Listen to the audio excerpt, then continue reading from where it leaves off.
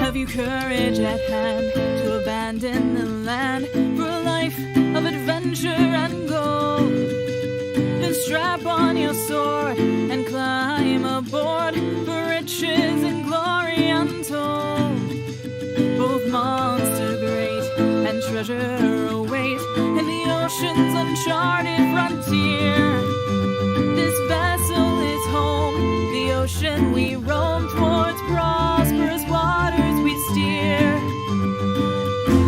May Queen Vesmara's luck be upon you, and pray what lurks in the depths doesn't prey on you. Let loose the sail, a whole crew beside you. The beckoning wail of the wind will guide you. Only the brave seize their destiny. Heed to the call of the sea, and let loose the sail.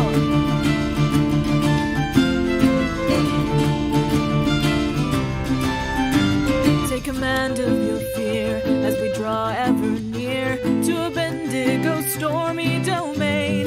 Its sad power galore comes to those who restore the shards of the hurricane.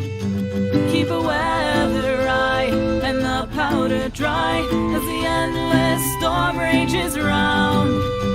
The tempest endure and sail on secure where the winds of fortune abound. If the enemy's colors should come into sight, all hands on deck, prepare our cannons for the fight. Let loose the sail, the whole crew beside you. The beckoning wail of the wind will guide you. Only the brave seize their destiny. Heed to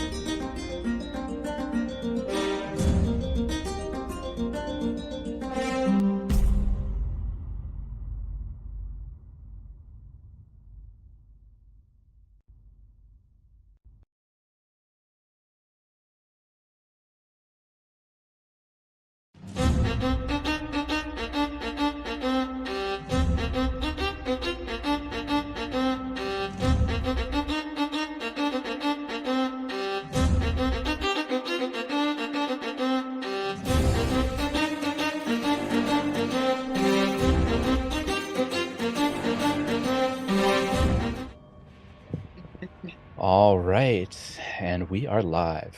Sweet. All right, where we left off. After beginning your journey from the harbors and shipports of Azir, aboard the Breathwind caravel, captained by Alexander Toss, you find in the far distance, the horizon, a ship with the yellow sails. Knowing it to be an adversary of great magnitude, your captain decided to sail into the eye of Abandango, the perpetual storm that spans over 300 miles across, one draped in legend and folklore. Despite the gusts, you and your crew managed to fight back the storm and managed to hold fast until it seemed to end suddenly. The moonlight was bright and brilliant above you, and in that calm moment, you thought you had found refuge within the storm. Though that was only a prelude, which was what was about to come. The Kraken, a cataclysmic creature of ancient origin, attacked your ship, destroying it, sinking you along with many of your sailors alike. The last thing you remember as you attempted to free yourselves from the cargo and nets that dragged you farther and farther into the cold depths were two great red eyes. they locked on you as you got colder and colder, and the light became darker and darker. That is when you lost consciousness.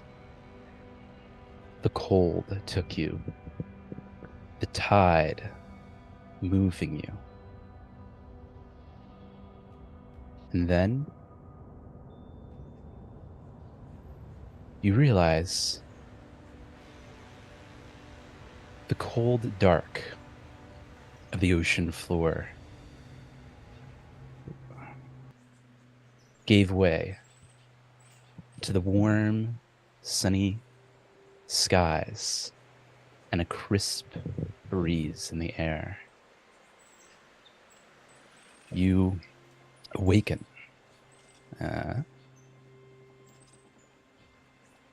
And find yourselves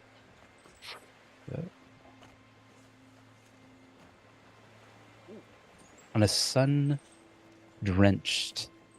beach with warm sand. The sound of the jungle birds chirping in the foliage. And while you feel fatigued, it is a welcome sight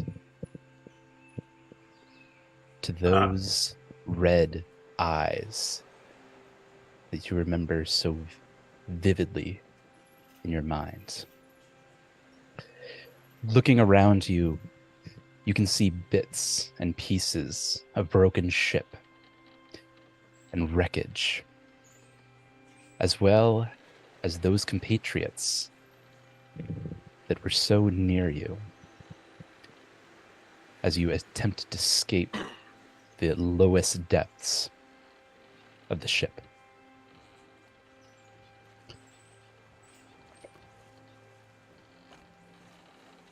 As you come to your senses,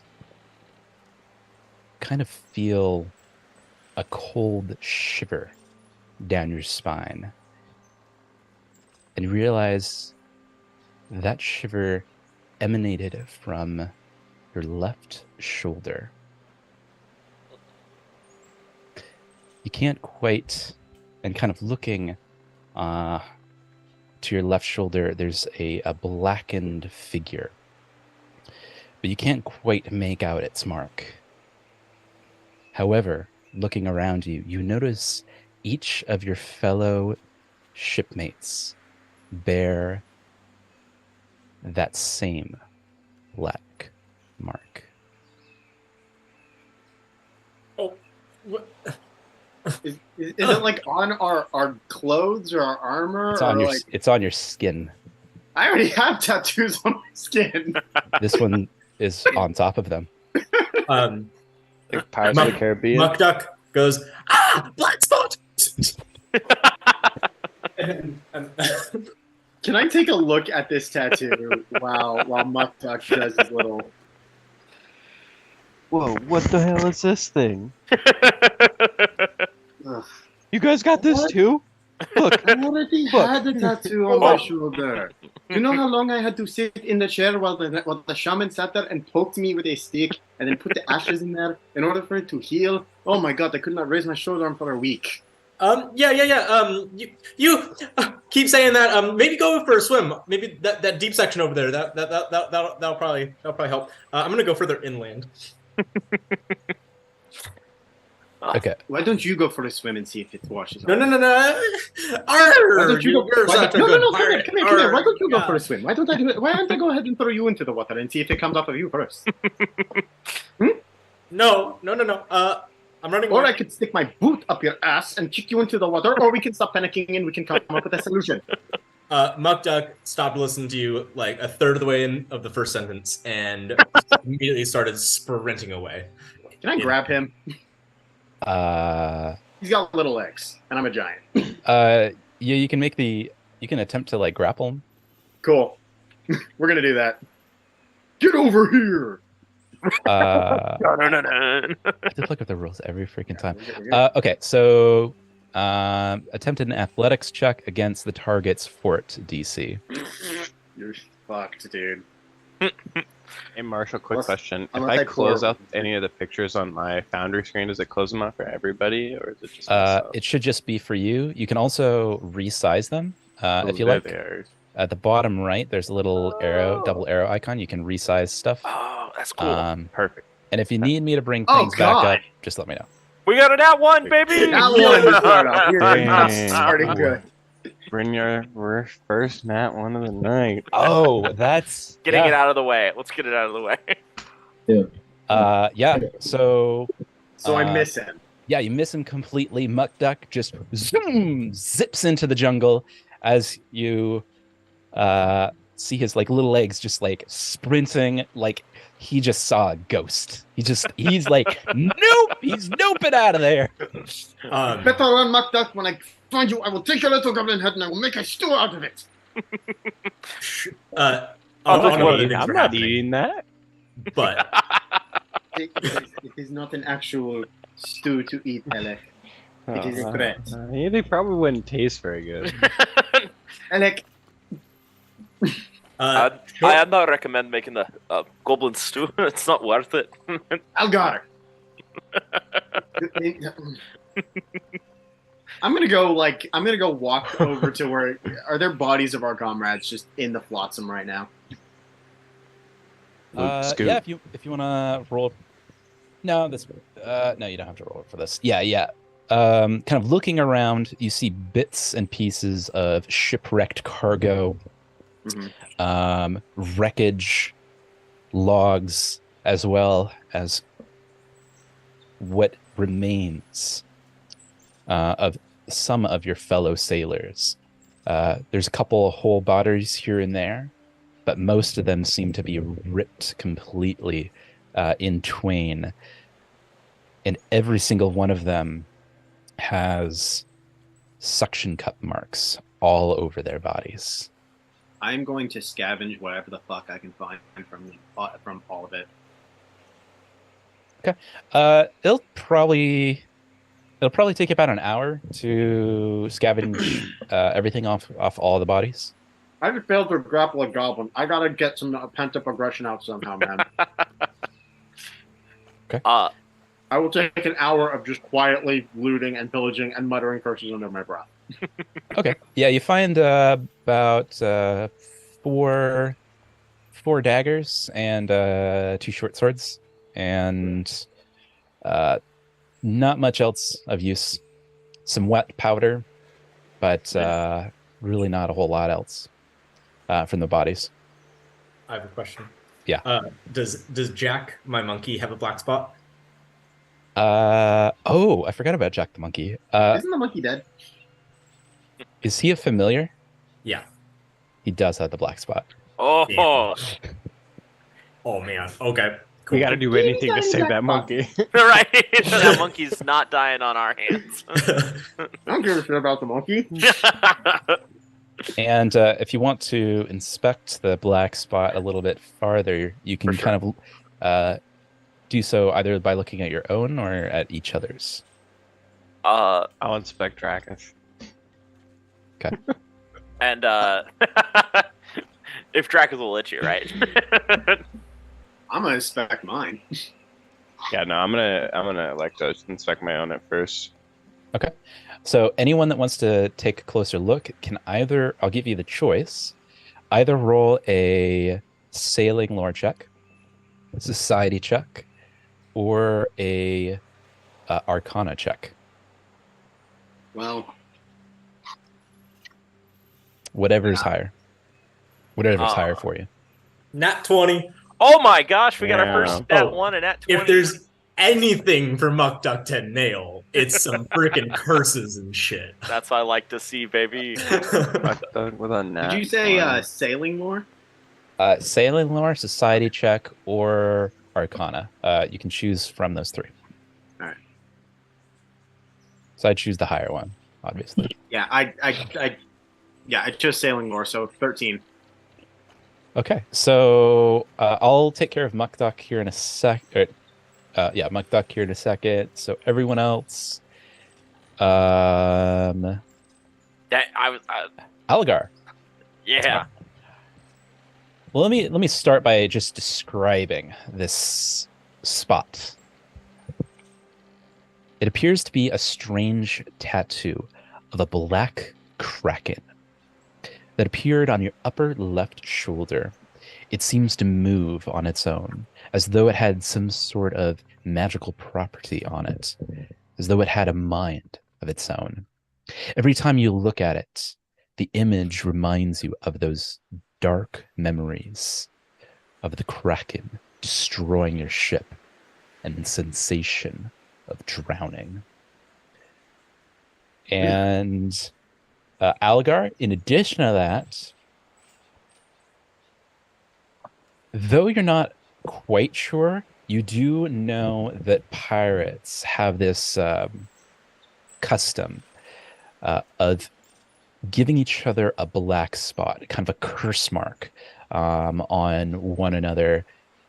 It's something that is feared by all proper pirates. It's a sign of being cursed almost by the seas itself. I'll relay that information. Can I relay that information, or do you want to? If you want. I'll relay that information, but with an air of pure skepticism. That so I'll explain it and then say, but I mean, come on, it's something to be scared of. It's just superstition. Brynjar is freaking the fuck out. Now he gets it. And in addition The to man that, is pale. he probably should be. Yeah, Oh, he is. Like, especially after trying to grab my shut up, elf boy. Nobody asked you. You aren't helping. That was pretty embarrassing. In addition to that, Muck Duck, you know everything that I've already said, but you also recall a legend that the Kraken would sometimes mark its prey with such a spot, especially those that fall within its between its tentacles on the darkest night of the day, darkest day of the year, but the lightest night. There's also some suspicion that the custom of the black spot in fact derived from the Kraken's curse mark, though you always brush it off as purely a legend. Oh, Mock Duck did not.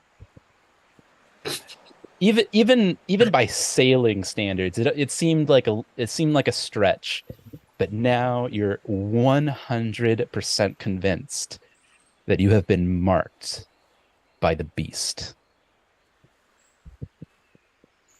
Cool. Yeah. Out of nowhere. Out of somewhere. From like the sky, you're gonna start hearing a sound. And when you look up, you're gonna see that there's a monkey flying in your direction, screaming at the top of its lungs because I went and I threw Jack over the ridgeline to roughly where y'all were without coming any further inland than I had to. I will, in an attempt to redeem myself, I'm going to try to catch the monkey. Oh, this should be good. I want to Okay. see this. Roll a reflex save. Oh, shit. Okay. What do we got? Ooh, what, Are you 11? fucking kidding me? This monkey can't fly, can it? It's just a regular No. monkey. It's a No, regular it's a monkey monkey. that can talk. It can talk common? Yeah. Okay. It's the daily thing. I took instead Oh, of yeah. I'm doing that until I'm a higher level. Okay, gotcha. Yeah. So the monkey just roll a reflex save for the monkey. See if the monkey Ooh! lands on its feet or not. That is my single best roll. And for saves, familiars use my roll. Ooh. Ooh. All right. What do we get? What do we got? Oh boy, save. Expert. Or that one, yeah, reflex. All right, 17, right? All right. So Brynjar attempts to grab the monkey out of the air, but Jack kind of latches on Brynjar's wrist, does a little bit of a flip, kind of a little acrobatics flip, and hops onto the sandy beach and looks up at Brynjar. Like sticks his tongue out a little bit. I will eat you. Brynjar, Brynjar, it's not worth it. It's also something that doesn't have enough meat on its bones. I'm going to eat the monkey. Save it, I don't still know if you worth it. did. I bring a message from Muckfuck. The asshole says that you have been claimed by the Kraken, and you should get inland as soon as possible, and that I would be okay because I'm a monkey. But I think he was lying, and I'm running away now. Can I pick up the tiny monkey and like put him on my shoulder? Is the monkey willing? Is Jack willing? Yeah, for sure. Okay. Even though we just said he was going to eat you?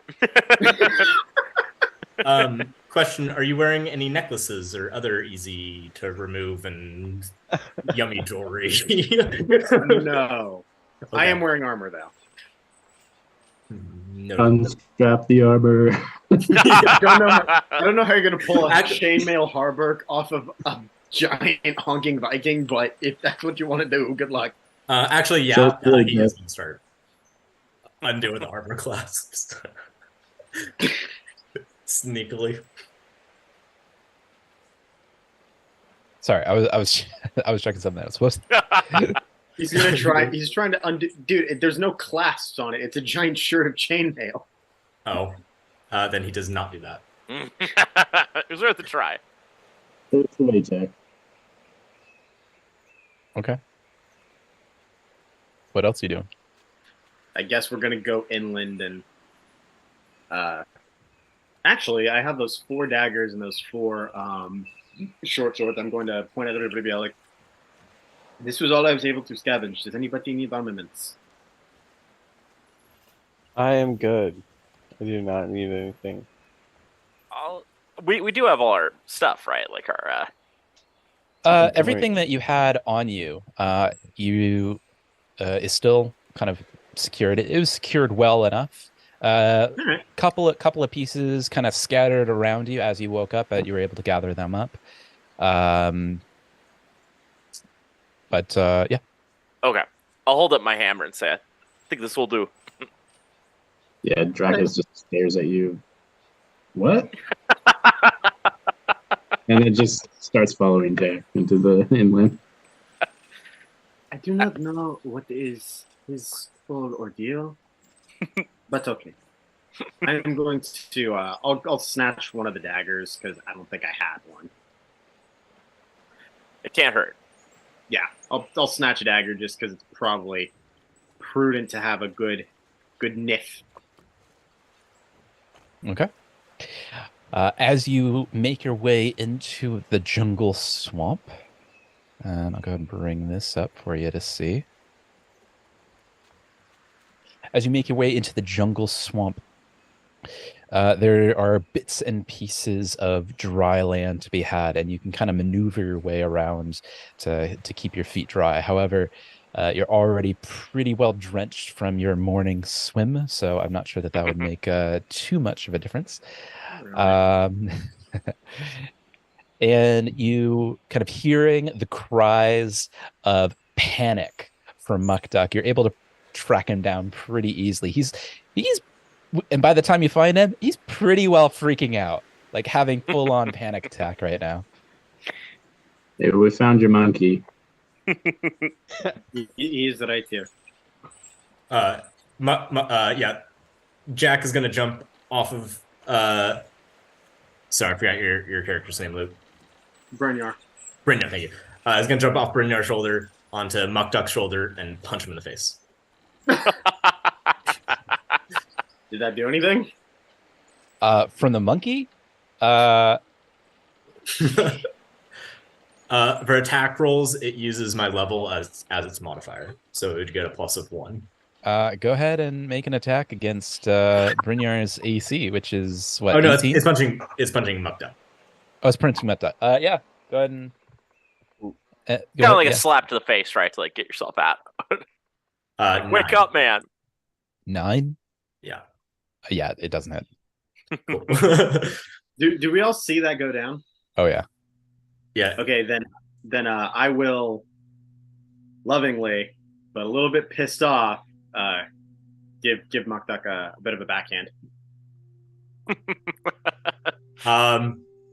Yeah, I'm freaking out. I do not attempt to defend myself because I'm freaking out. All right. I'm not trying to like hurt him, but I am just trying to shock him. Just a little.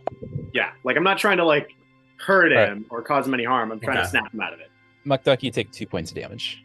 Oh Sweet. shit! Oh, yeah, that's And that does kind of snap me out of the sheer panic, but I'm still terrified. Look, Unless I need a roll to see anything. Sweet Goblin, if you separate from the group, we will have no chance of being able to figure out what is going on right now. We need you calm. We need you focused. I understand that this is a scary situation right now, but we must work together to figure out where we are, how we are going to leave, and how we are going to get through this. Yes? Arr! You be right. Good enough.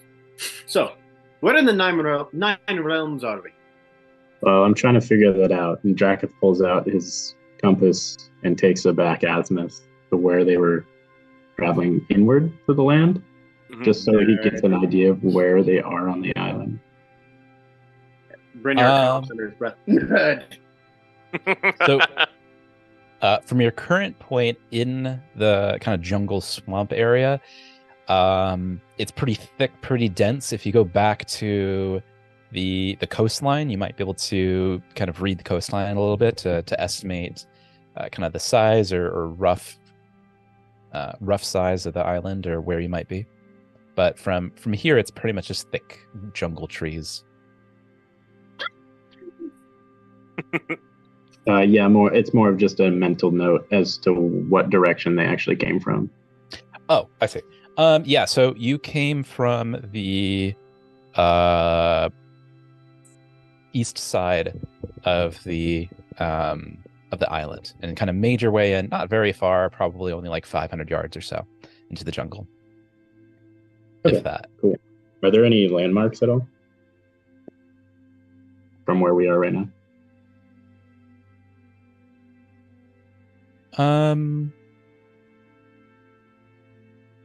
Roll perception. Dang it. Hey, does anyone see any landmarks around here? Oh, can we all roll perception? Yeah. Yeah, you can. Awesome. Oh, there it is. No. All right, is anybody else rolling? Yeah, that's what I was I think everyone is. Ooh. All right. Rolling high, baby. Oh, that's the first time ever for perception. All right, so you don't find too much in the way of landmarks. It's predominantly just thick jungle thicket. However, you do notice what seems to be a pretty well-used game trail. One that is it seems pretty heavily used, like maybe one of the kind of a main pathway for any animals that might call this place home. Cool. Dragon is going to pull out his journal and start etching just a rough etch as to where they've been so far. So kind of drawing a coastline and then one line going from east to west to where he thinks they are in inland. And that's pretty much the whole picture right now of what they have or what he draws.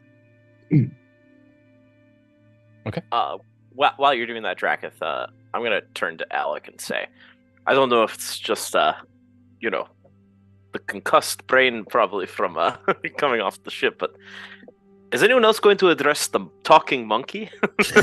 I'm just realizing. That's just weird. Of all the things that have happened today, is that the only thing is that the most unusual? Muckduck, you never told us Jack could talk. What the hell? Yeah. Oh, guys, it's 47:23. Get with the times. Really? Elliot, we grew up in the land of the Linnorn Kings. We grew up in close proximity to the Fae. Do you really think that the talking monkey is that far unusual? I definitely was not in the captain's quarters stealing all of his gold while the Kraken was attacking. You were completely in the captain's quarters stealing all his gold as the Kraken was attacking, were you not? No. What did you get? Yeah. This is a good question. What did you get? Nothing. Did you swallow the gold? Brynjar will draw the dagger. Like, did you do anything? Got him. And he'll just like hide in Muckduck's backpack or something. Brynjar's gonna chuckle to himself and be like, "Yeah, it works every time." Dragon's whispers. I'm sure it does. just remembering it, you trying to attempt to grab him. What are you laughing at, Knife Pierce? Yes. What are you laughing at, Knife Pierce? Oh, nothing. Nothing's funny. In fact, nothing's funny at all. Get a load of this guy. Oh, you are like the edge of my sword. So sharp, so edgy. I'm not sure what that word means, but okay. Look, 5 minutes. Guy. 5 minutes later, Cut yourself on him. He's so sharp.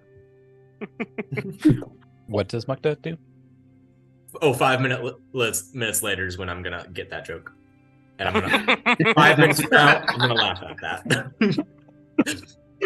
Anyway, where the hell are we? If you are so smart, my friend. Not smart, but there is clearly a game trail right in front of you. All right, let's go on the game trail. Can Alec like kind of like kneels down and looks at the game trail and do I notice anything special about the game trail or any of the fauna around it? Yeah. So I'm going to put a pin in that just for a moment. So at this point, I'm going to go ahead and try out this new quest logger thing. So I'm going to go ahead and make this visible. And I think now if you click on journal, you should see a folder saying quests, main quest, and you should see a journal entry there. Let me know if you don't see that. Oh, I see it now. Main quest. Should Survive. say survive. Ah. So again, these are more like suggestions, but it's something that I'm gonna try out and see if we like, see if we don't like. I love this for campaign too. So there are a couple of things that might be useful. Find shelter, find and make shelter, find food, find water, and figure a way off the island. Again, these are just more like guidelines, but if you find food, find water, or whatever, I can mark these as complete and whatnot. And sorry, where do we find this? So it's the journal button, top right of the screen. You'll see your kind of top ribbon. There's kind of a book-looking icon. Click that. Then quests, main quests, active, and the quest name is survive. Cool. This is great. So it's kind of like Skyrim, where you're kind of given like these prompts, but you don't necessarily have to follow them as indicated. They're more like guidelines. Very cool. It's more like guidelines. Yeah. And the and then we don't do that, and then we don't miss 10 of your obvious cues. Yep. Yeah. Also also that helps, where I make things a little more obvious. Love it. Certain things that I think are obvious, but I spend too much time up in this little brain of mine. So yeah. All right, so going back to Alex. So Alec, go ahead and roll a survival check. Survival. Oh, I'm excited to see this go down. Let's do it. Oh, that was on a 20, and then You're just rolling mid tonight. I know, you're telling me. Okay, so you know, we ever rolled this bad when we were using physical dice? yeah. We're just getting our bad rolls out of the way right now. Hopefully. This is an indicator of how things would come. Fuck this, I'm using my dice. Yeah. My dice created by the void have never led me wrong so far. That's the truth. Yeah, so you on the game trail, you're not really sure what type of animal created it. It seems like it's a pretty good size, like a game trail that might be left behind by a deer, maybe like an elk, but that would be kind of pushing it. It would probably be like something like a deer or like a boar, that type of like medium-sized creature or so. However, looking around, you do notice a faded print, and you can't quite make out what creature made it, but it's about the size of a human footprint, but it's kind of mushed in and kind of has been rained on quite a bit, so it's rather difficult to tell. Looking at Alex' focus concentration, Dracketh asks him, "Did you see anything?" Yeah, I'm gonna kind of reiterate to the group what I see. Tell them that I see like there's definitely like an animals running through here, and then if I'm not mistaken, there's a secondary footprint that's kind of weird that I can tell what exactly is, but it looks like it's been weathered a little bit. Well, I don't know about you guys, but I'm pretty hungry. Is this something you could track? It's definitely something I could try to track. Nice. Okay. So, then, what's our priorities right now? If we are going to stay here for the time being, we should probably find food, water, and shelter. And I have an idea. I can certainly look for one. Can I see how deep we're in a swamp, right? It's more like a jungle rainforest with quite a bit of flooding here and there. Yeah, it's kind of like somewhere between a jungle and a swamp. Can I tell how deep the water is? So it kind of ranges between like dry patches, and you can't quite tell just by. Well, how are you trying to discern this? Are you just looking at it? You know what? Fuck it, I'll be fine. I'm actually gonna just I'm gonna look at the water and just kind of yeet myself into it because I'm pretty tall, so I'm just gonna kind of hop into it and see how far I go. Okay, yeah. So hopping into the water, it's quite muggy, quite thick with sediment, and you're kind of expecting to go pretty deep into it, but it only goes up to about your knees, where you currently are. But you have the feeling like it could vary. And there was a ton of sediment that got kicked up, right? Pretty considerable amount of sediment in your current spot. Again, it kind of patches. Okay. So it kind of goes from kind of higher areas of relative dryness to pretty wet, boggy crap. Okay.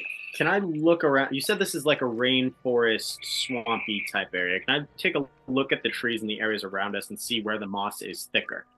If there's any moss or otherwise similar lichen. I think that's the term for it, lichen. So kind of looking around, it's pretty green just about everywhere.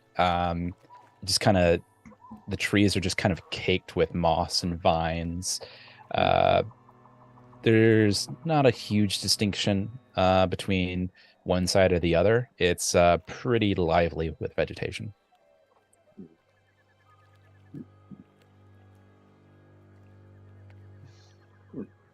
All right, I'm gonna kind of walk out of the muddy water and just be like, if we are going to find a water source, we are going to need to go somewhere else. Unfortunately, I cannot perceive any which way from where we are right now. Alright, don't you worry. And I'm gonna yeet Jack straight up. You can walk around. Okay. A little Have drone. him. Yeah. Have him. What's his intelligence? 4. Well, hold on, let me pull up the actual thing. So What's his intelligence? Does he realize? So, yeah, it's perception, acrobatics, and stealth modifiers are my intelligence +1, and then all other skill checks are just my level, which would be 1. So if it's a perception check, then he would. What's his base? I don't think. What's his I base don't- intelligence? Just that of a monkey? I don't think they have just base intelligences. It's probably like a -4 or so. Go ahead and have him roll a. And you're having him look for water. Have him roll a survival check. Cool.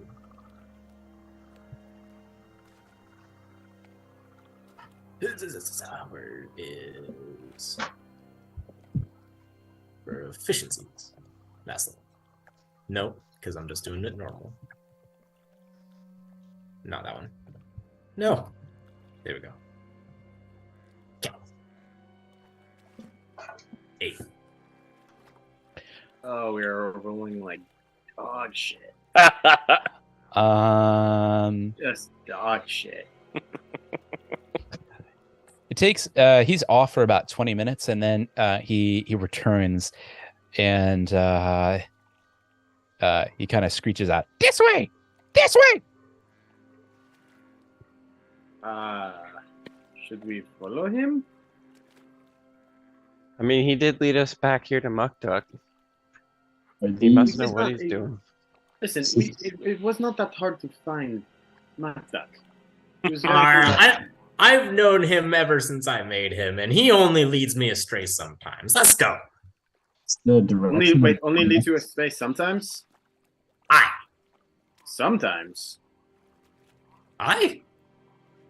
What, you want him to be 100% all the time? That's not real. Yes, I want it to be 100% all the time. That sucks. Let's go. Look, did you just say you created him? Oh my goodness. Yeah. He's a goblin. They will swipe anything that moves. he Excuse created him. me, Longshanks. I don't have the long arms and extremities to work normal jobs. What in Gorham's name did you just call me? What did you call me? I called you a goblin. Which is Yeah, what but then you are. said other mean things. I have known many of your kind. I've also killed many of your kind. You will swipe anything that moves. Yeah, but you didn't have to be mean about it. I was not being mean about it. I was simply stating a reality of the situation. Are you telling me that if it has two legs and a pulse, you will not do it? Well, that's beside the point. Anyways, I'm gonna go away from meanie people like you, and Oh, Follow Jack. boo-hoo. So, are we following a monkey that's going to show us the way to some water? Or are we going to have to go do something else? I think we are following the monkey. Is Jack's monkey is Jack telling us to go in the same direction that the game trail is? He is. Okay. All right. Cool. So I think you should probably track these. Yeah, I was just gonna say, can I since we're going in that same direction, can I start tracking the prints? Can I start tracking the prints? Yeah, go for it. Roll a survival check. Oh, going with this one. There we go. Ow.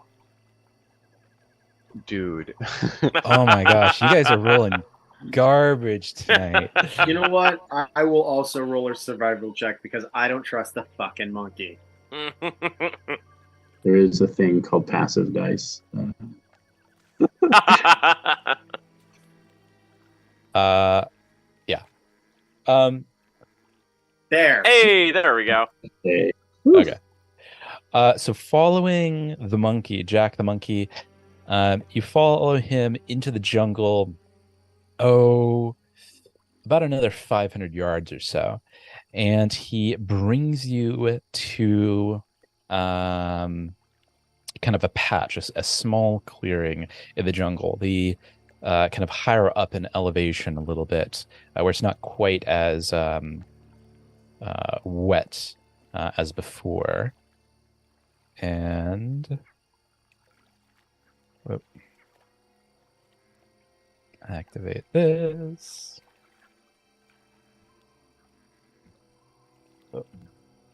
There we go. All right. And he points at a small red patch in the dirt. And because he rolled like an 8, he's like, salty water. And looking at it, it's very clearly kind of a bit of like a small bit of dried blood. That is. Do we know that's blood? Yeah. Okay. Yeah. That's his blood. Brynjar, you ever seen blood before? There you go. And I'm about to see a lot of yours if he keeps mouthing off. Okay, I'd like to see that actually. Ignoring that, Brynjar is going to. I rolled an 18 on my survival roll. What does Brynjar do? Because he's exasperated right now. As you take a look at the patch of blood, you'd notice along the same game trail a little bit more blood to the northeast. There's a blood trail leading to the northeast. Now we can continue on our way and try to stick to ourselves, or we can see where it leads.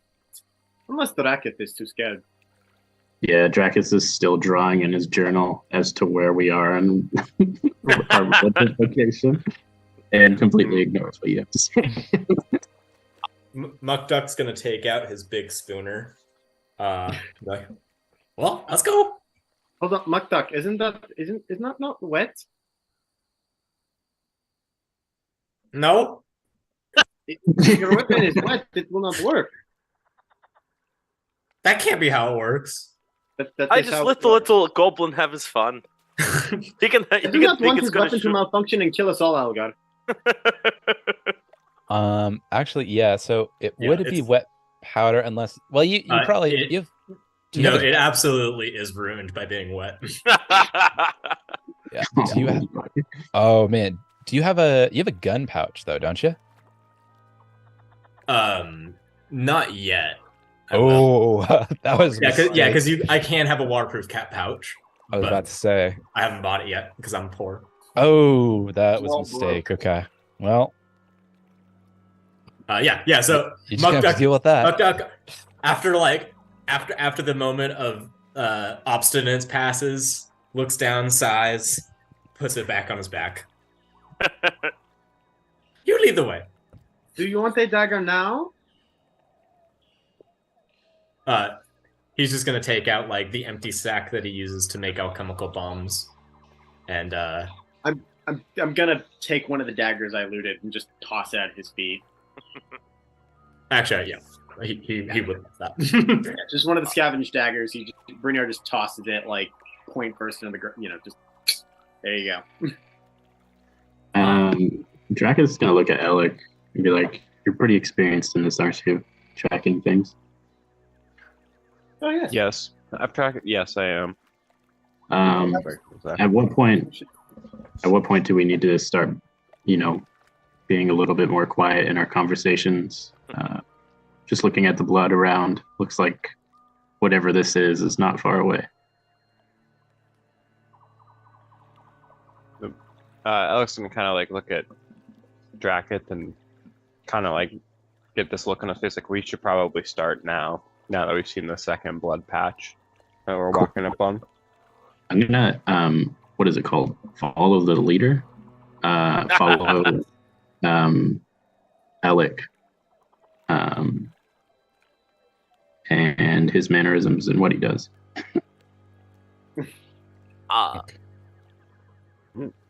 Okay, and where are you going? Because your tokens haven't moved at all. I will let Alec lead the way. He can lead the group. Alec, if you have experience in these matters, then you take points. Alright. So I'm passed by the first one.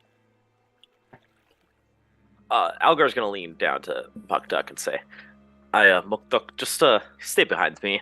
Actually, I'm gonna stop at this first pile, and is there any, I kneel down and look at it, and is there anything special about it or anything I see, or is it just strictly a pile of dried blood? Roll a survival check. Don't do me dirty game. Okay.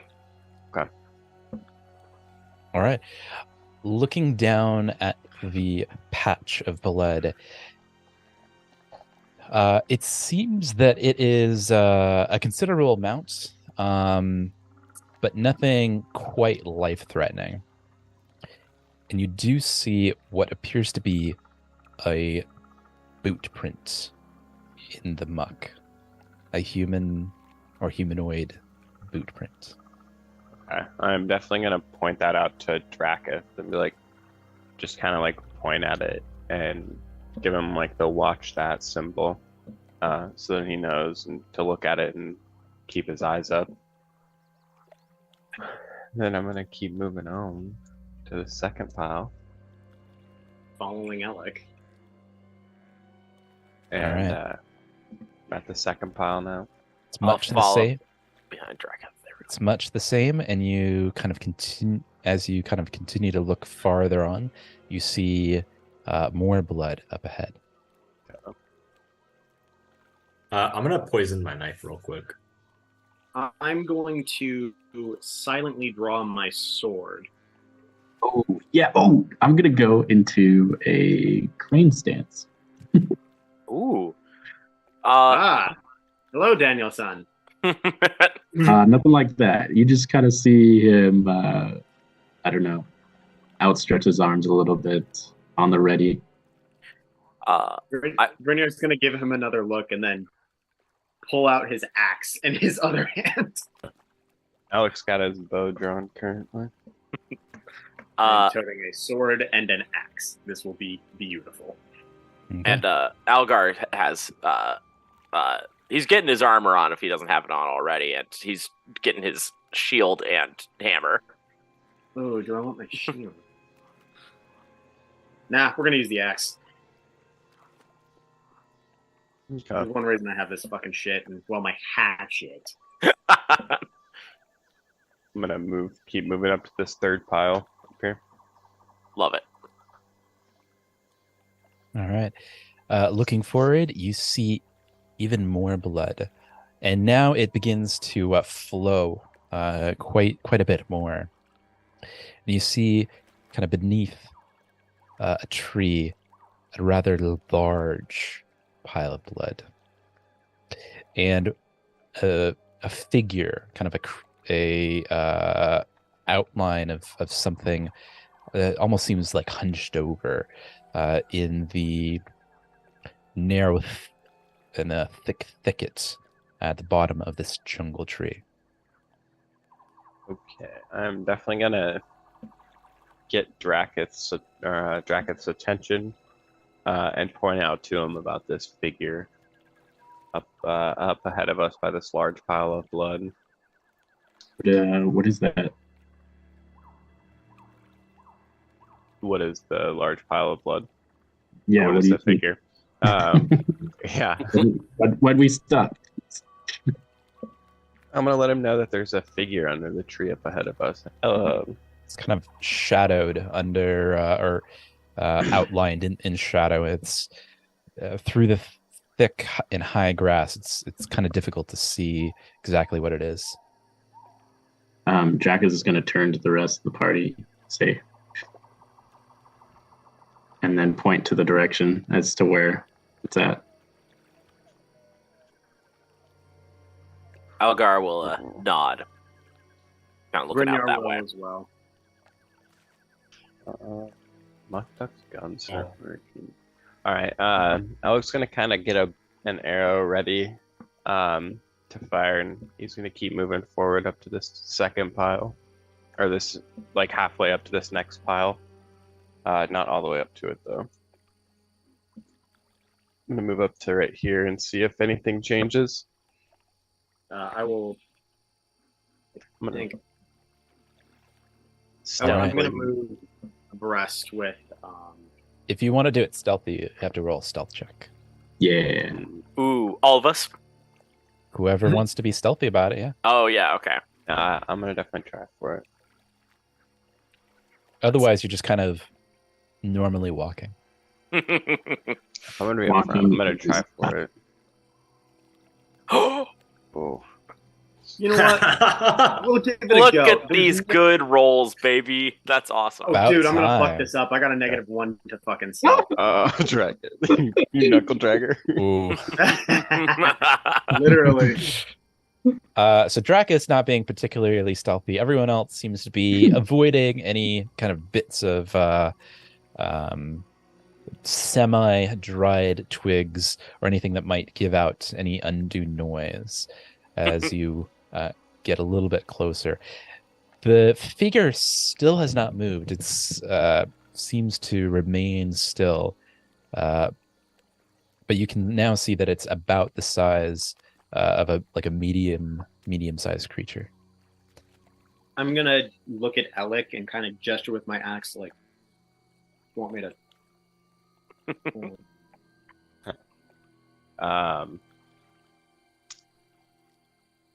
Alex gonna kind of like nod a little bit, like yeah, and then pull back on his bow as if to signal like I'll fire after you throw. Yeah, Brynjar's gonna hold up three fingers on his sword hand, like 3. And on one, I'm going to make a ranged strike with my hatchet at the whatchamacallit, at this medium figure. I'm just gonna yeet my fucking little Viking axe at it. Okay. And is that all you're doing, or Alec, are you also shooting your arrow? Yes, I'm also gonna strike an arrow. So both of you roll a ranged attack on the shadowed creature. Okay. And take a -2 because you're kind of shooting into the thicket. You're not quite sure exactly what this thing is, or like where its head is. You just know that it's kind of like a medium-sized thing. So -2 on your attack. Is that just a normal attack when you say range? Just like a normal strike with a short bow? With a short bow, yeah. If you're using a short bow. Bless you. And I'm just gonna have to do the -2 mentally. So 18. Okay. When you, just for future reference, when you go to do the attack, you have that little pop-up window. You should be able to do. Is it that little thing that says circumstance, item, or whatever, and then just the +1 right next to it, and then add? Yeah, you should be able to do also a -2 on that. So +2, -2, or +4, -4, whatever random stuff that happens to happen. Okay, so Brynjar, I'll start with yours. So you throw your hatchet and it kind of hits into like just next to no, but you both hit, and the hatchet goes swing, swing, and the arrow goes through there, and but the sound that you're expecting, the sound of like any kind of creature reacting to that, is silence. And the sound emanating from your ranged weapons is more of a thud, as though it were landing into a chunk of meat. I'm going to sling shift my shield into my offhand now.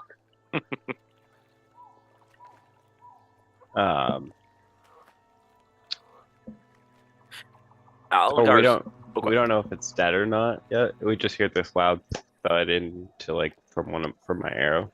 Yeah, it definitely hit. You can kind of see the fletching of your arrow stick out of the creature, but it hasn't moved except for the small amount of inertia from the axe hitting it. Mm-hmm. Other than that, it hasn't moved at all.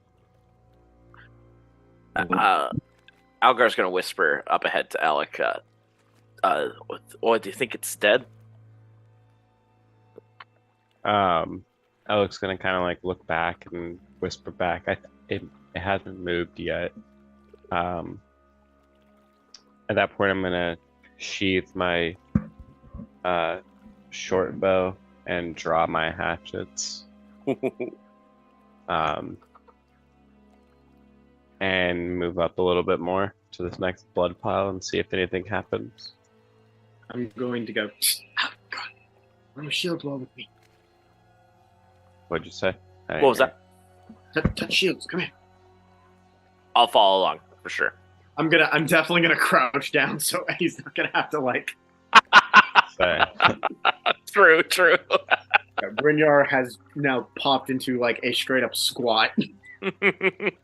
We both got our shields. Yeah, overlapping. Just love it. You're close to me now, so you can see that Brynjar is just like sweating from where the helmet isn't. You can just see sweat just dripping down, and Mans is still pale.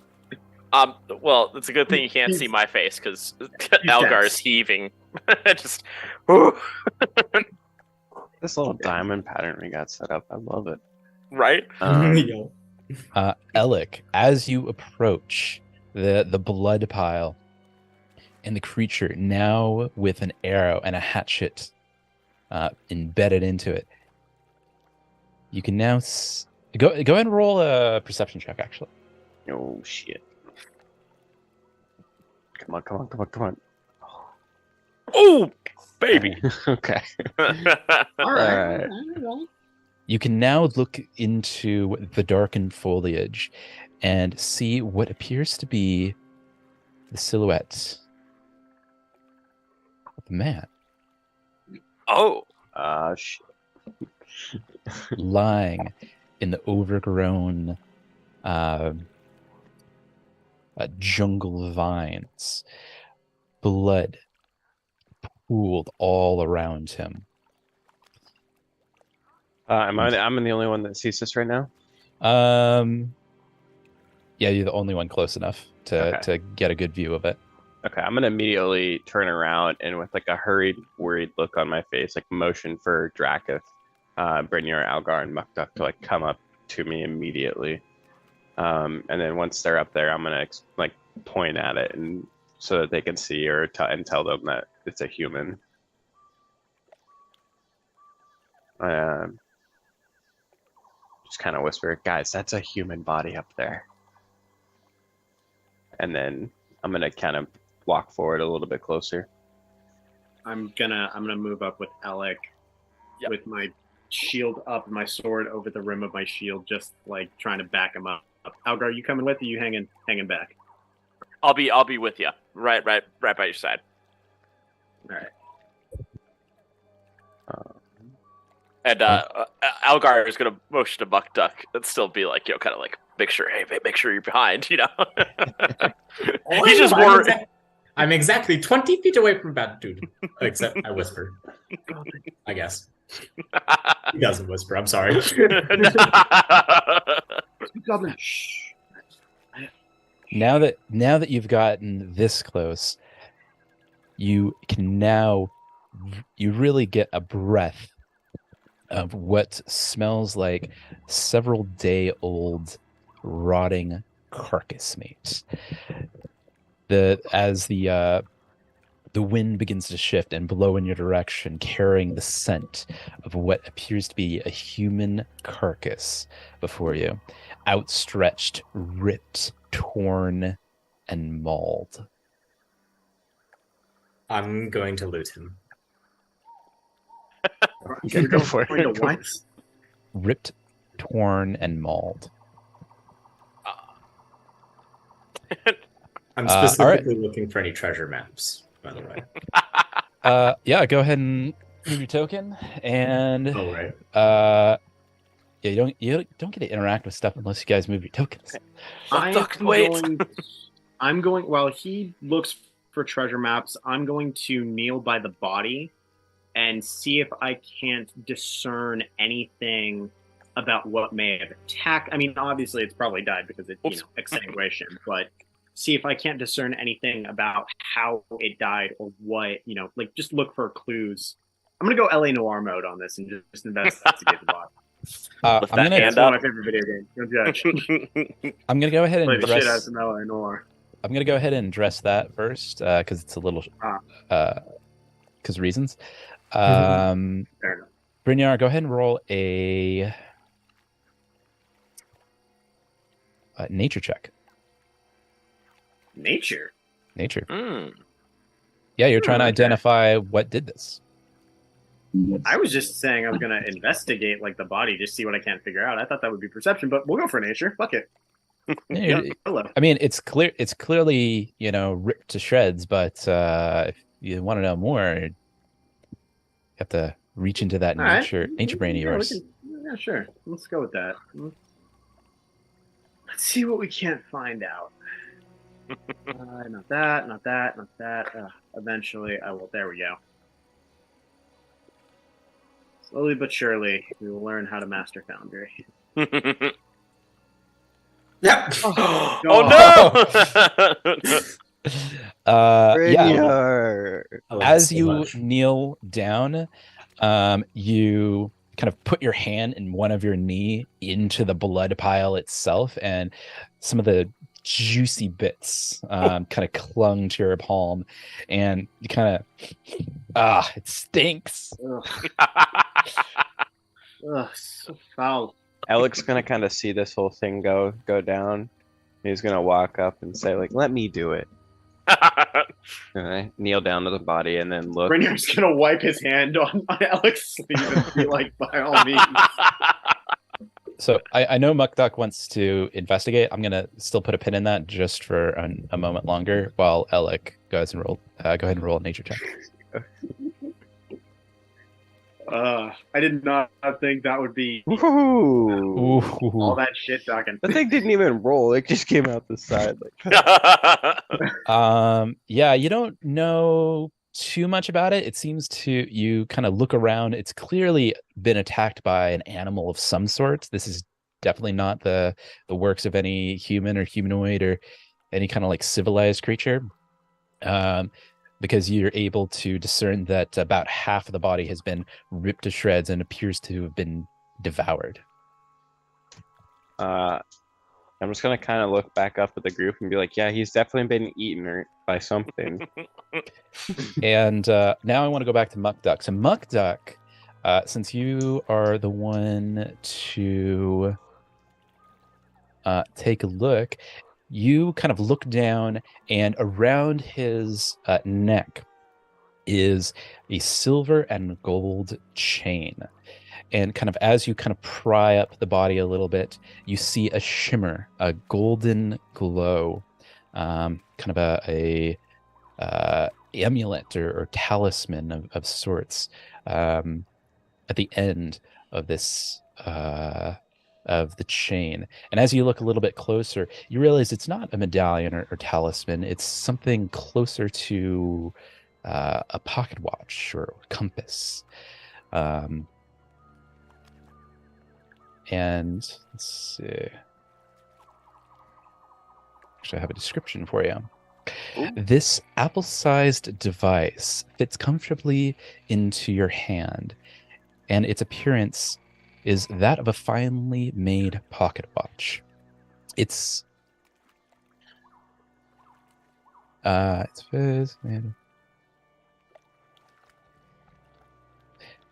actually that's all that you know from the outside, but it does appear to have kind of a button on the side, similar to that of a pocket watch to lift up the lid.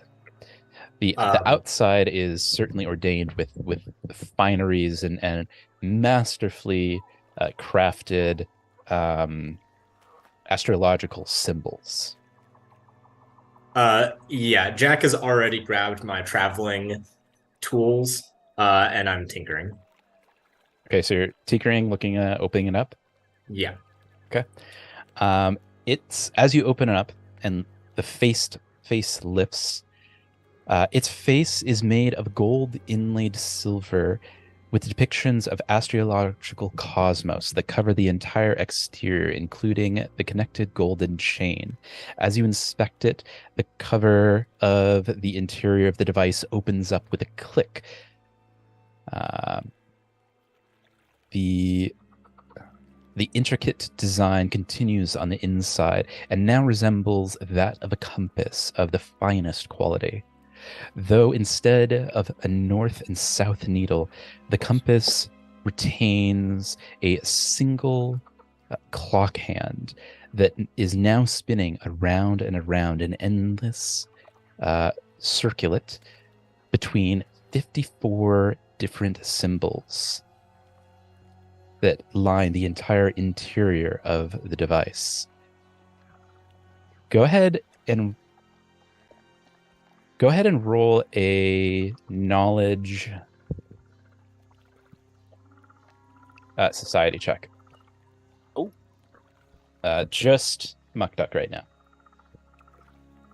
Because he's the only one looking at it. Right. It's this. Nice. Okay.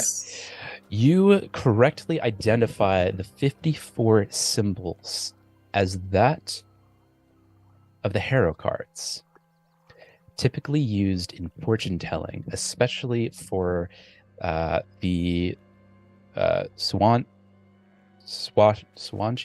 people of a Swansea people of Varissia. And as you kind of look farther down, you see that the silver hand kind of rotates around and then stops at one of the 54 symbols. It reveals the survivor. It then rotates around and around to the wanderer. Actually, let's start. And actually, you rolled pretty decent, so it depicts the survivor. Then, and what'd you roll? You rolled a 17. Yeah, you can do that.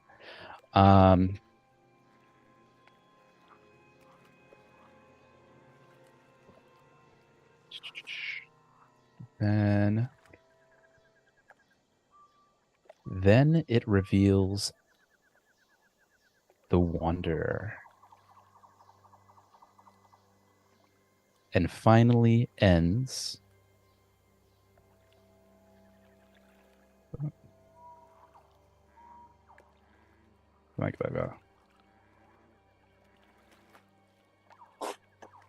on the hidden truth.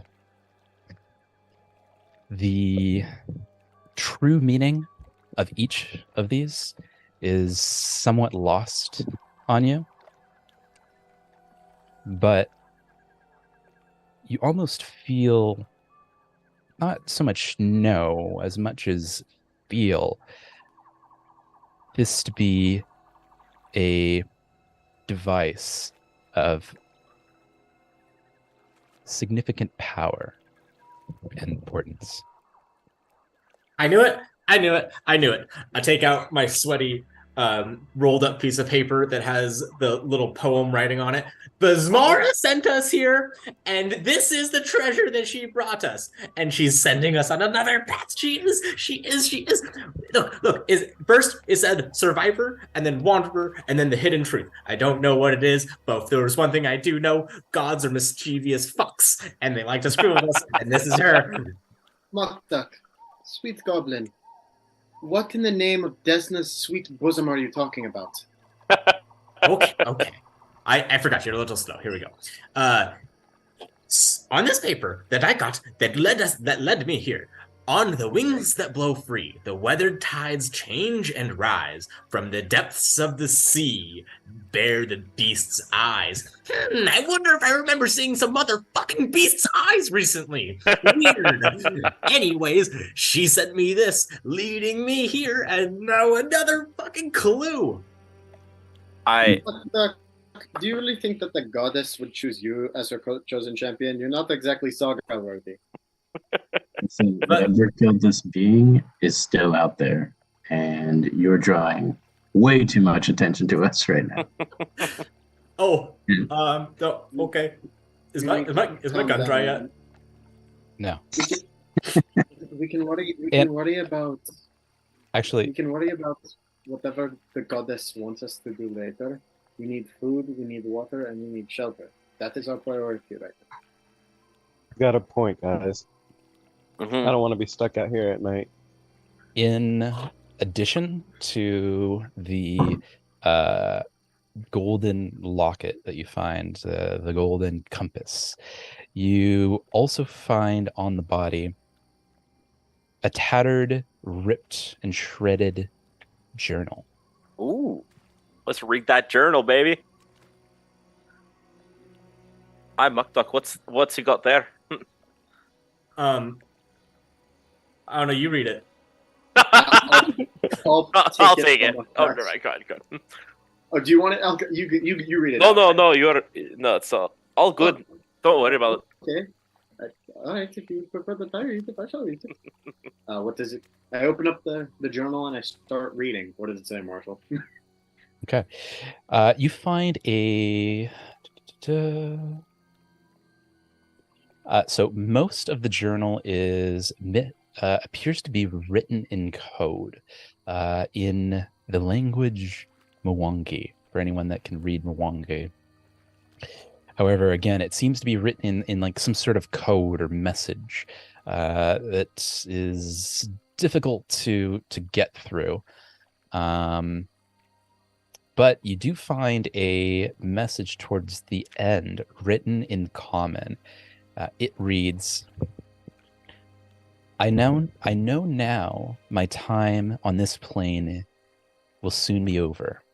I have no food, no water, and seem to have broken my leg in the attempt to make my way from this island. There's little hope for my survival. My only regret is that I wish I could have been stronger to prevent the storm of war that I see on the horizon from crashing against my home. It seems that the Professor Belloc was right. I am a fool to think that I could have found the lost pieces on my own. But I wanted to protect Athusis and Vidrian. But I suppose even a bookworm like me was unable to resist the concept of power over the sea, the tides, the waves, and the hurricane above. It is my time now. If anyone should find this, find my Cicerone Wayfinder. I pray your intentions be good. Brynjar reads that last line and thinks to himself, Are you reading this out to everybody, by the way? No, I'm reading this to myself. Fuck y'all.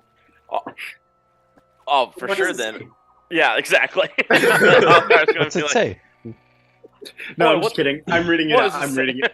I'm reading it out loud. So, After But he reading does that, think when he gets that last line, he kind of just thinks to himself, "Yeah, I mean, I'm not trying to actively hurt anyone." oh, and I forgot. It's signed Benjamin Gunn. Hey, Hey. baby. Because I couldn't resist. I just couldn't. Of course you couldn't. Yeah. It appears this gun broke his leg attempting to find the pieces, and he mentioned something of a wayfinder. Did we see Muckduck pull that thing off of Gun's body? Oh yeah, he's yeah. Muckduck, do you mind if I see that really quickly? I promise I will give it back. Yeah, but what about the entire rest of the book? Aren't you going to read that? It's in a language I cannot understand. I open it up. Give and me the book. I give you the amulet. All right, I give him the book and I take. Give me the idol. I'll give you the whip. I was just thinking that. I was just, adios, senor. Give me the whip. And I give you the idol. I start muttering like, "Fucking hate reading," and I turn my ring around, and from the beginning I start running my hand over all the words. Can I unlatch the locket if it's a wayfinder, or whatever the hell it is? I'll get to that in a second. So, Muckduck, you kind of look over the words, and they are most certainly written in Mwangi. However, their actual meaning is alien to you. It's almost as if someone just chose random words and put them and wrote them in with very little rhyme or reason to it. But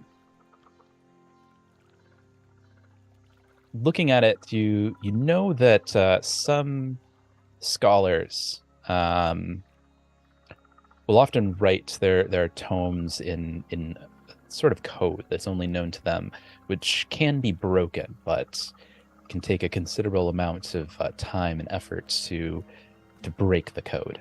Some are even rumored to have written these books as cookbooks. Ooh. Cool. I share all that. Okay, and so everyone's heard the message written in common, yes? Yep. So everybody roll a society check.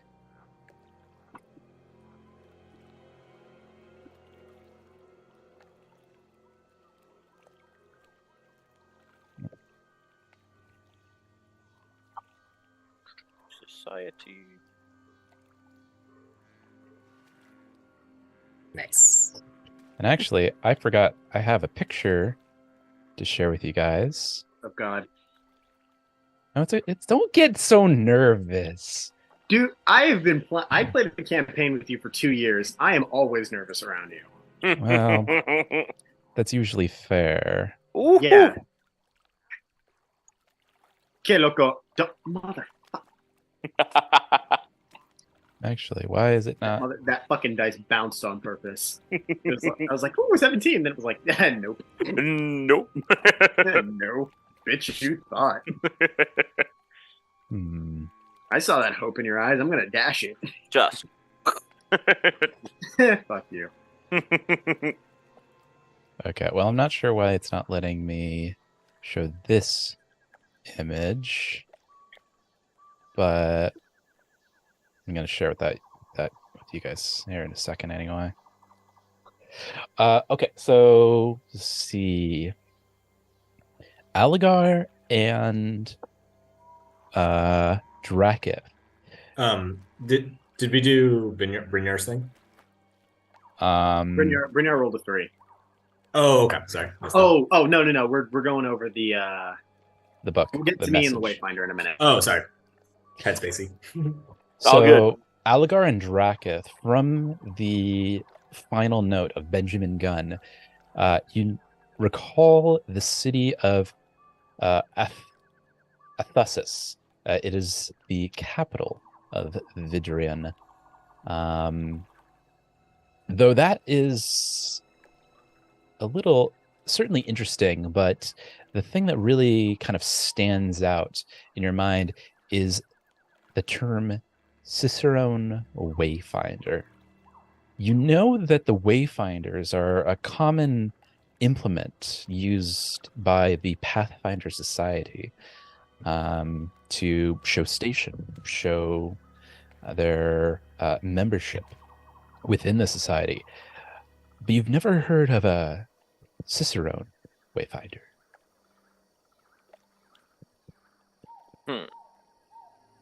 I will definitely relay that to the group. And I am now going to go ahead and share with you guys this. Wait. How can I share this?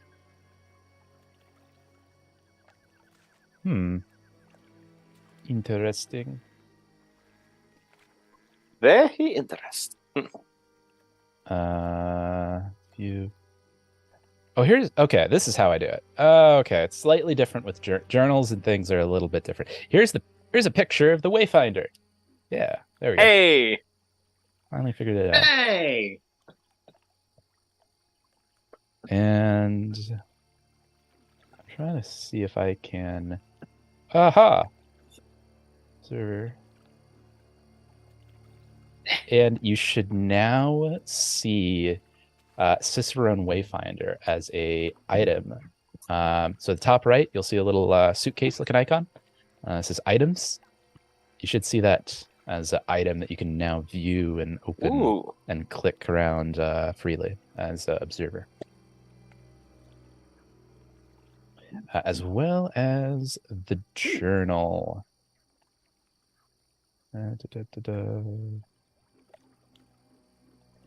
you can refer to the idea is so you can refer to the stuff later. So if you want to read the description of the Cicerone Wayfinder or read the message or anything else, you can do that whenever you like. Oh, that's awesome. Yeah. So it should be under in a folder called Quest Items. Is that right? Yep. Yeah. Okay.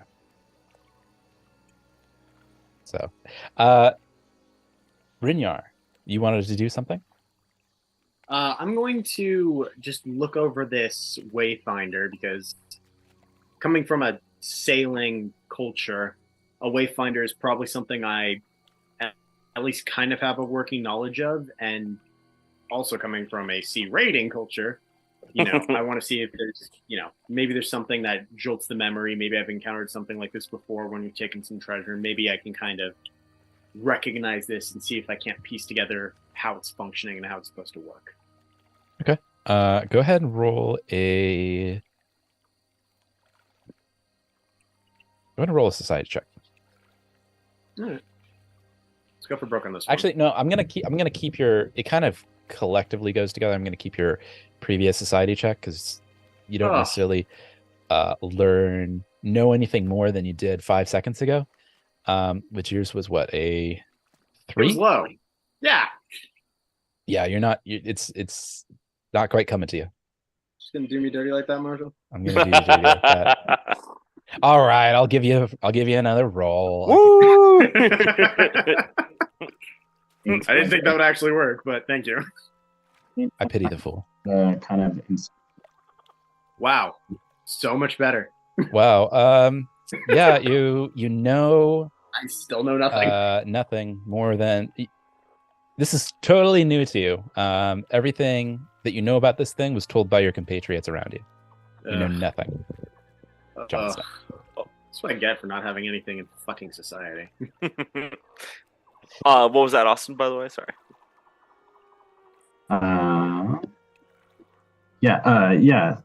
As he was doing that, Jacob was kind of encircling, trying to see what's still out here, or if there is anything.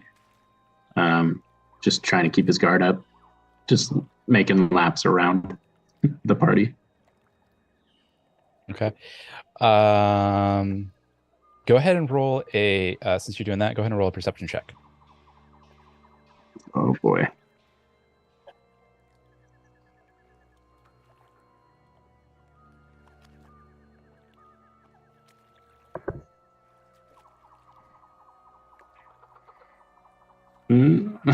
Oh, you don't see a whole lot. Oh, I'm just gonna keep circling. But as you kind of look around and the others are kind of busy looking down at the book and at the Cicerone Wayfinder, you do hear something from the cliffs above you to the southwest. You hear a great Ooh. roar. Nigger. And jumping from its high precipice, what appears to be a giant leopard. Ah. With this Tarzan bullshit. And since it gets a whoop, there we go. Since it gets an attack, it gets a surprise round, and it's gonna jump down on Algar. Oh shit. Here we go, baby. I mean, you're pretty chunky in your armor, right? Yeah. I hope. Okay. I hope. Okay. I'm a little less worried now. All right, and really, we need to change this up a little bit. Let's go ahead and go for, ooh, yeah, this work. All right, so Algar, it pounces down on you, and let's see. Do you get a reef clipper?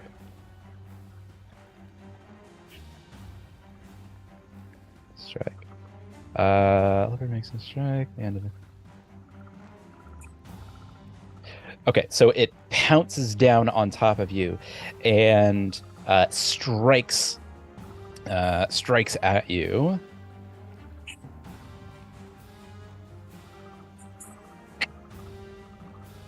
With its claws.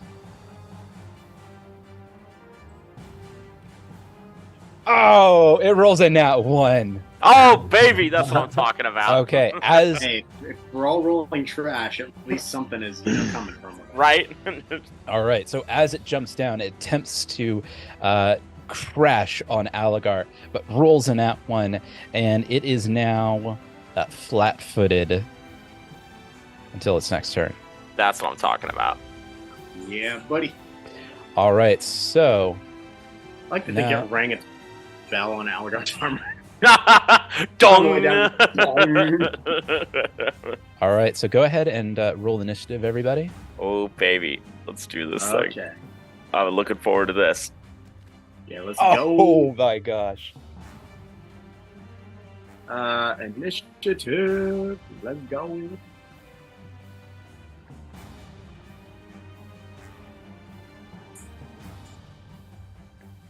Hey, I'm ahead of someone. I'll take that as an absolute fucking win.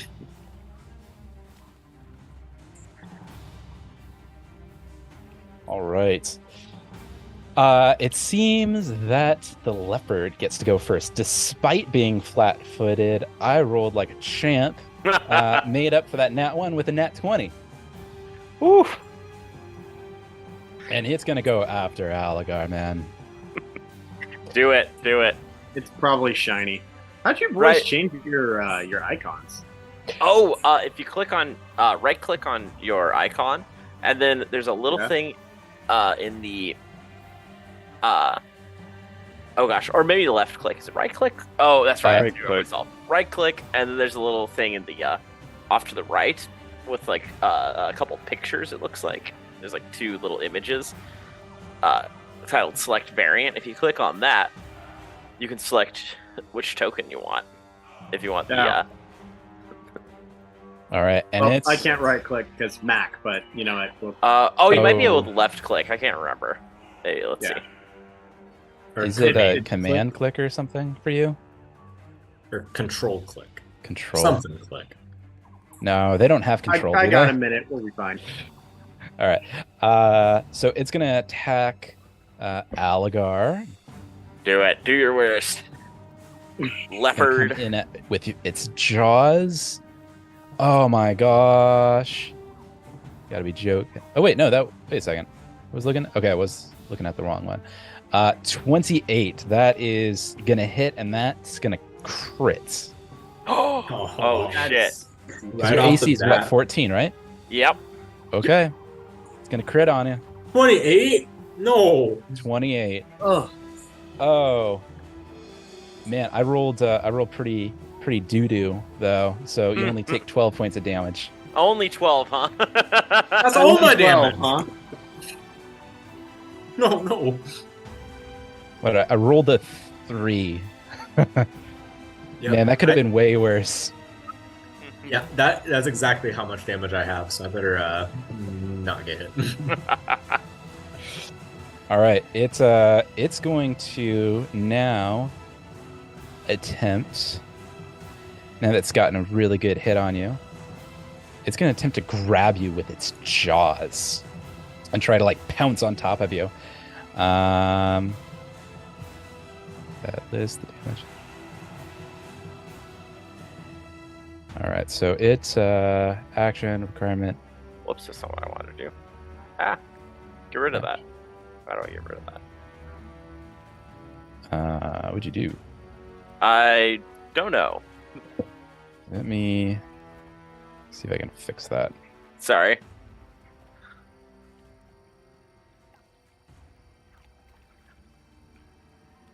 Oops.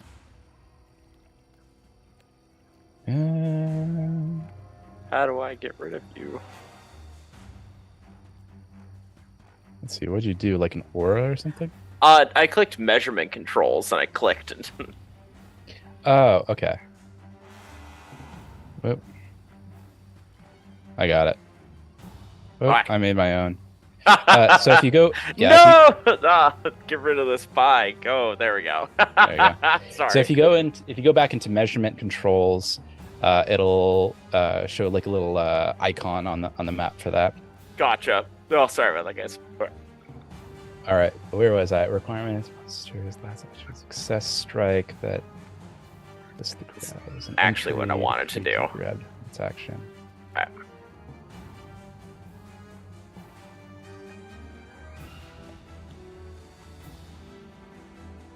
Oh, I get. Okay. So I got that automatic. So yeah, it just goes on top of you, and you go ahead and make a. What's your fort DC? Let's take a look. Because it's going to attempt to grapple you. All right, my fort DC is. Let's see, my class DC is 16, but. Can you beat a 22? So just to be sure, my class DC is 16. My fort is +6. Would that be 22? So your fort DC. Let me look. It should be a 16. Yeah, your fort DC is 6. It's 10 plus your fort save. Gotcha. Okay. Yeah. Yep. So 16. Okay. Yeah, it is now on top of Aligar. Damn it. And now gets 2 attacks now that it has you properly grappled. Yikes. Even though it had an action that it needed to move, it needed to get itself up off the ground because it was flat-footed. So it was flat-footed because it was kind of off balance. It wasn't prone though. Okay. So if it's prone, Damn then it. it's completely on the ground. If it's flat-footed, it's just kind of like off balance a little bit. Okay. Although, yeah, it would actually. That's a good point. It would take an action to. Thank you for reminding me. It would take an action to deal with that. So. And then I attacked. So I still get 2 attacks because of its grapple, and it is now mauling you. Oh God. And it's going to come down with you on its jaws. 19. Oh, that'll hit. And it's going to do 13 points of damage. Well, I'm down. I'm at 0 health. It gets a second. It gets a second strike too. Jesus Christ! I mean, by Gorum. All right, so I'm dying 1. Yeah, you're dying 1.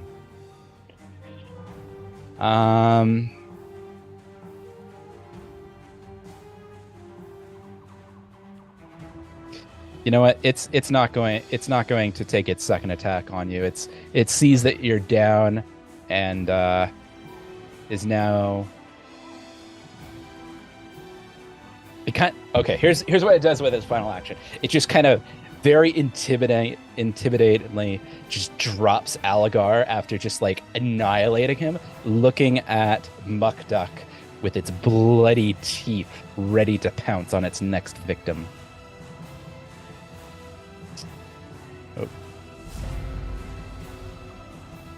Muck Duck, you are up. Cool. Nobody fucks with my crew. I charge it, and I'm going to do a beautiful little like jump and like spin onto it, so I'm riding on its back, facing the opposite. Not that fancy. I'm just gonna jump on its back, but I'm gonna do it all ballet kind of. Mainly, I'm saying I'm not doing athletically. I'm doing it acrobatically. If you catch it, I don't want to roll athletics. I want to roll acrobatics to get onto the back of it. You're trying to grapple it, though. I want to ride the kitty, whatever you call that. Well, if you want to ride the kitty, it's going to be an athletics check. Oh. It's up to you. Fuck it. Let's do it. All right. Can I just jump on it? Oh, okay, yeah, okay. Yeah. That'd still be a grapple. 18, bitch. Ooh. All right. You just managed to get on top of the leopard, and you are now grappling this creature, grabbing onto the scruff of its neck to hold on. It is not happy, though. Good. Cool. And you can hear it roar again. I use the next action. If I can spare the hand, I don't know what that hand's doing. If it's free, it's gonna run up, and I'm just gonna stab it full force. Just full force. I'm gonna stab it right in the neck. Okay. Stab it. Roll attack Yeah. with advantage. Yes. Actions. Strike. Add. Wait. Yes. Wait. +1 should be +2, right? It's +2. Yeah. How do you make it +2? There we go. Add. It's not letting me do +2. It's just +1. Circumstance. Add. You're Yeah. trying to make an attack, right? With your dagger, yes? I don't know if that was right. Let me take a look. That said +7, which might be right. Yeah, that was factoring a +1 circumstance bonus. Yeah. It should be... Oh wait, keep higher, keep lower. What's So, go when you click the under dagger, strike +6, you click that blue button, and then you see on the pop-up window where it says modifier circumstance. Yeah. In your keyboard, put the plus and 2 button. So push the plus button and then the 2 button, and then you should be able to roll it with a circumstance +2. Okay. Oh, the issue was I had already added it, and I tried to edit it after I'd added it. Okay. I think was that the exact same? No. It's not, but you do have the +2, and 20 will hit. Nice. Go ahead and roll and damage. that is poison, so it's also gonna have to do a fortitude save against the poison. Oh, but I have to roll damage. Oh. Yeah, go ahead and roll damage first. I guess it's a D4. Nope, not that.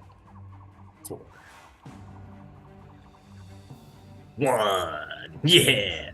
It's okay. I was just trying to get the poison out system. All right. So actually, I'm gonna move this guy so I can do. So it's just one. But what is the fort I'm trying to beat? Okay. 17.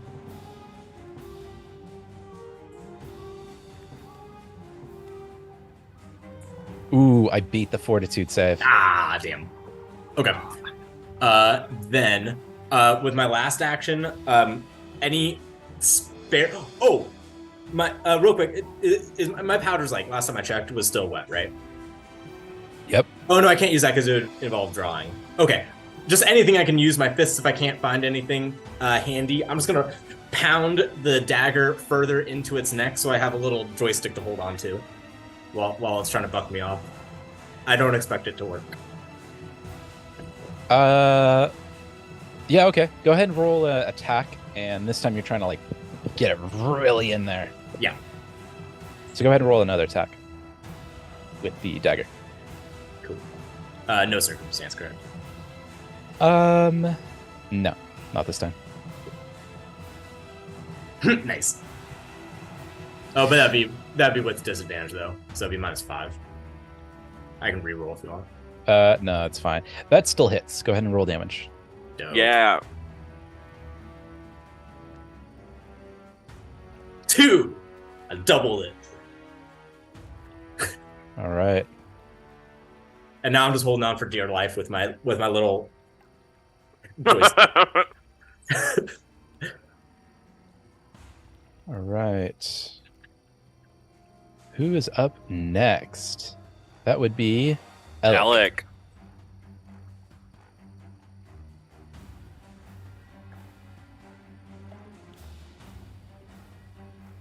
Oh, I think you might be muted. Oh, yeah. my bad. I'm not able to hear you. All right, am I back? Yep, you're good. Okay, cool. Thank you. You bet. I'm immediately gonna see this thing and fire off an arrow at it, aiming for kind of like right behind its front legs into that vital organ area. Okay. Just normal strike. If you want to, yeah, just normal strike.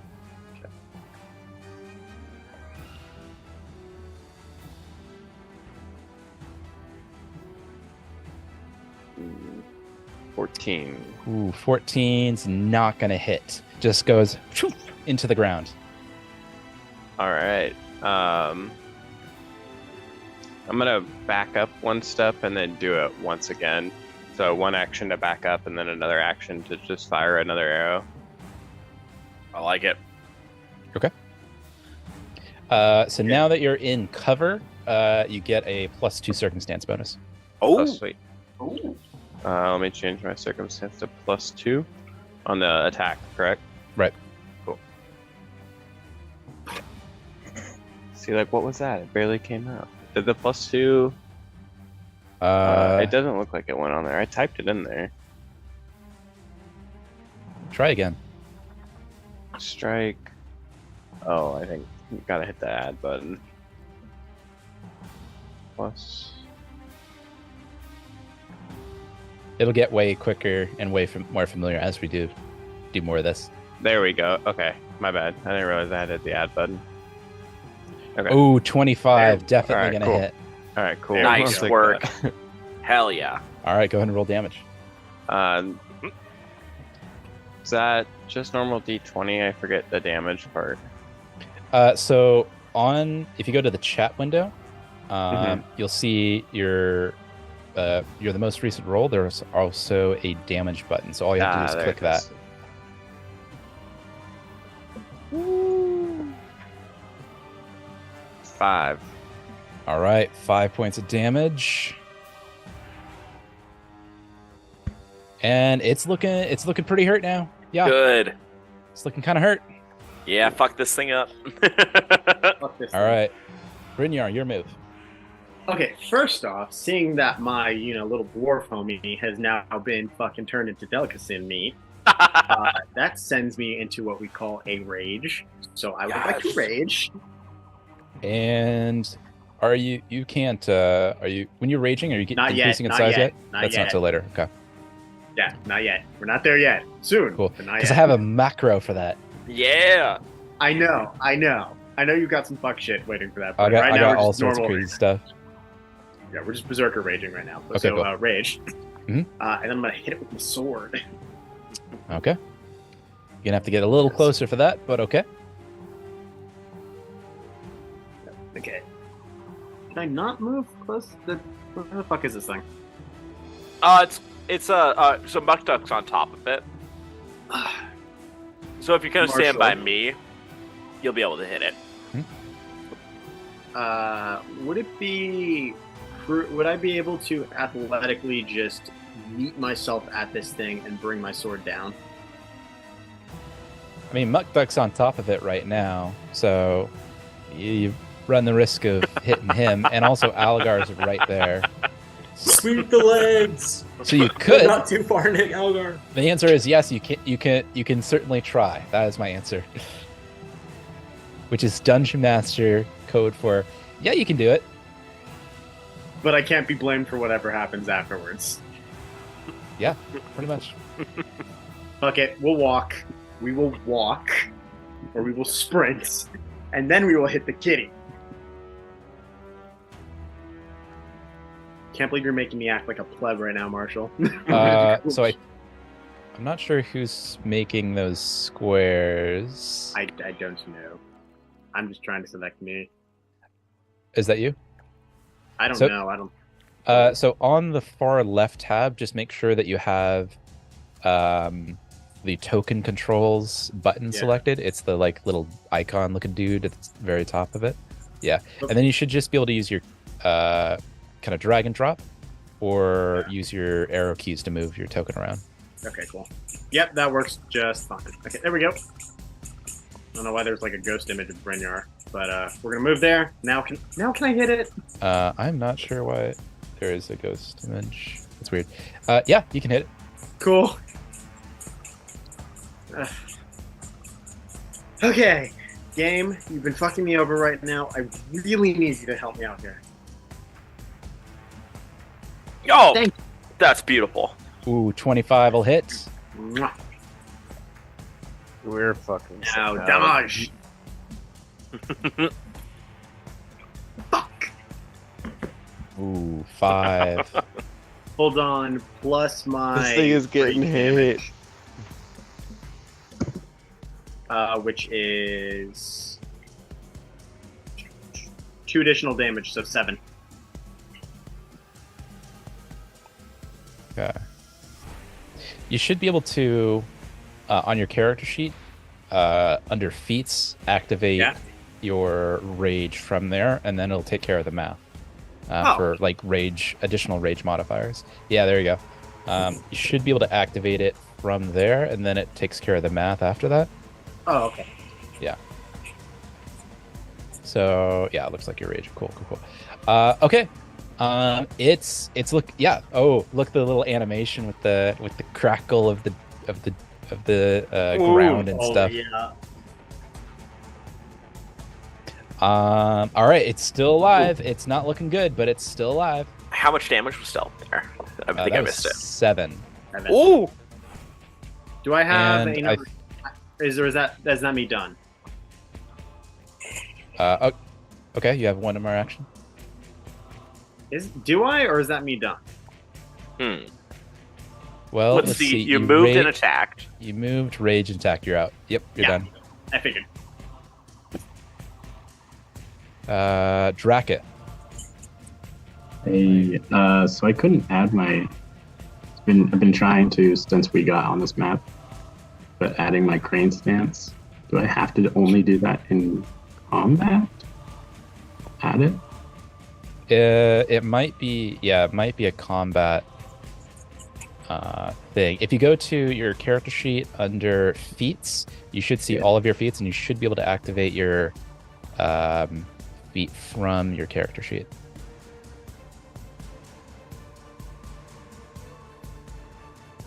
Do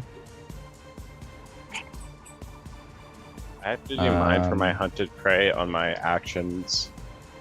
And if I want to select hunted prey, I have to target them hunted prey from there.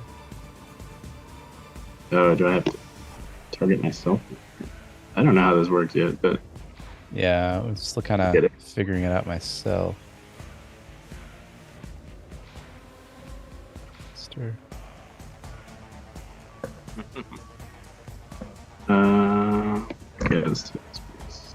Okay, so I think I just activated it for you. By under feats, you go down to class feats, crane stance. Mhm. If you kind of hover your cursor over the book icon, there's like a dialogue button. I clicked that to bring it into the chat, and I think by doing that, I activated your crane stance. So I think if you make an attack, you get that plus what, 1 to AC. Yeah, that'll be for me. Yeah. Oh, it is activated. Wait, what the heck? How did you do that? So on your character sheet, I went to feats. At the top ribbon, went down to class feats, crane stance, and then I hovered my mouse over just to the left of crane stance, that like book icon with the exclamation point. I clicked on the book icon with the exclamation point, Oh, and then it moved it into the chat. So if you look at the chat log, it now says Durakoth, crane stance, 2 game master, and I think I just activated it for you. So yeah, I think that's how you activate feats in Foundry. Okay. So yeah, I think it's active Hell yeah. because your normal AC is 17, right? I think it's 8. It is 18 normally. It is 18 normally. Yeah, I'm trying to do this too. It says lacks permission to use. What the heck? Lacks permission. Oh wait, what the heck? I don't know how this is working. Don't know how to do this. Okay. Wait, I see it on the chat, but it is not added to the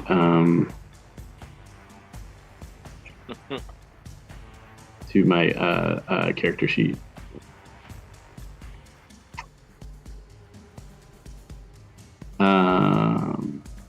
Okay. For now, just do the math mentally, and I'll try to figure that out. How to do that in the future. Okay, no worries. I'm gonna move up to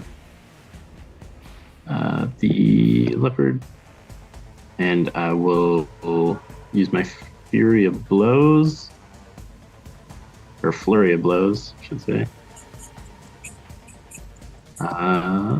Let's see if this works.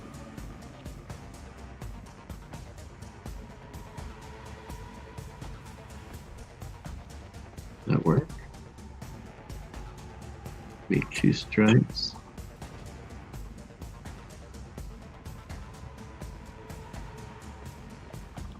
Okay.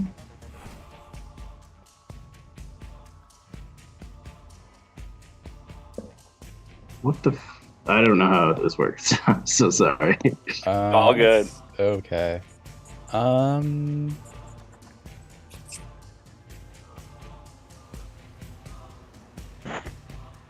Okay, so flurry of blows. Okay, flurry of blows. You can attack rapidly with your fist, blah, blah, blah, blah, blah. Make 2 unarmed strikes, both from the creature. Combine their purpose of resistance and weaknesses. Apply multiple attack penalty. Strikes as normally. So just go ahead and make 2 strikes. So then click back to actions. I think I got it. And make 2 fist strikes. Yeah. There's 1. And it's multiple attack penalty. Okay. Okay, so first one will hit, second one does not. Okay. Mhm. All right, 9 damage. Okay, this leopard is looking pretty hurt now. Okay. Yes. That does it for me. I'm so sorry about that. You're All right. good. How much damage did you deal there? Awesome. 9 damage. Ooh. Awesome. Nice. All right, we bring it back to the leopard, who, seeing his match, roars out and tucks his tail and runs. Uh-huh. Do I stay on it? Oh my gosh, you're still on it. Still on it. Yeah, It Go moves at ahead. half speed. yeah, it's going to try to kick you off for sure. Bring it. Roll athletics. Roll an athletics check. Hold on, little homie. But what if I use my nimbleness? I'm think it's very gonna- nimble. Don't think it's going to help you here.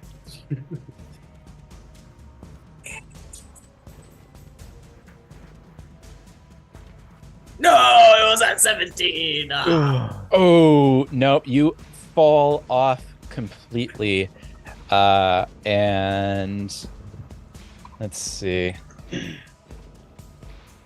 The dagger remains in the leopard as it just runs the F away. And it's going to use the last of its actions just like get the hell out of Dodge. Our boy Algar is down right now. Yeah. Yep.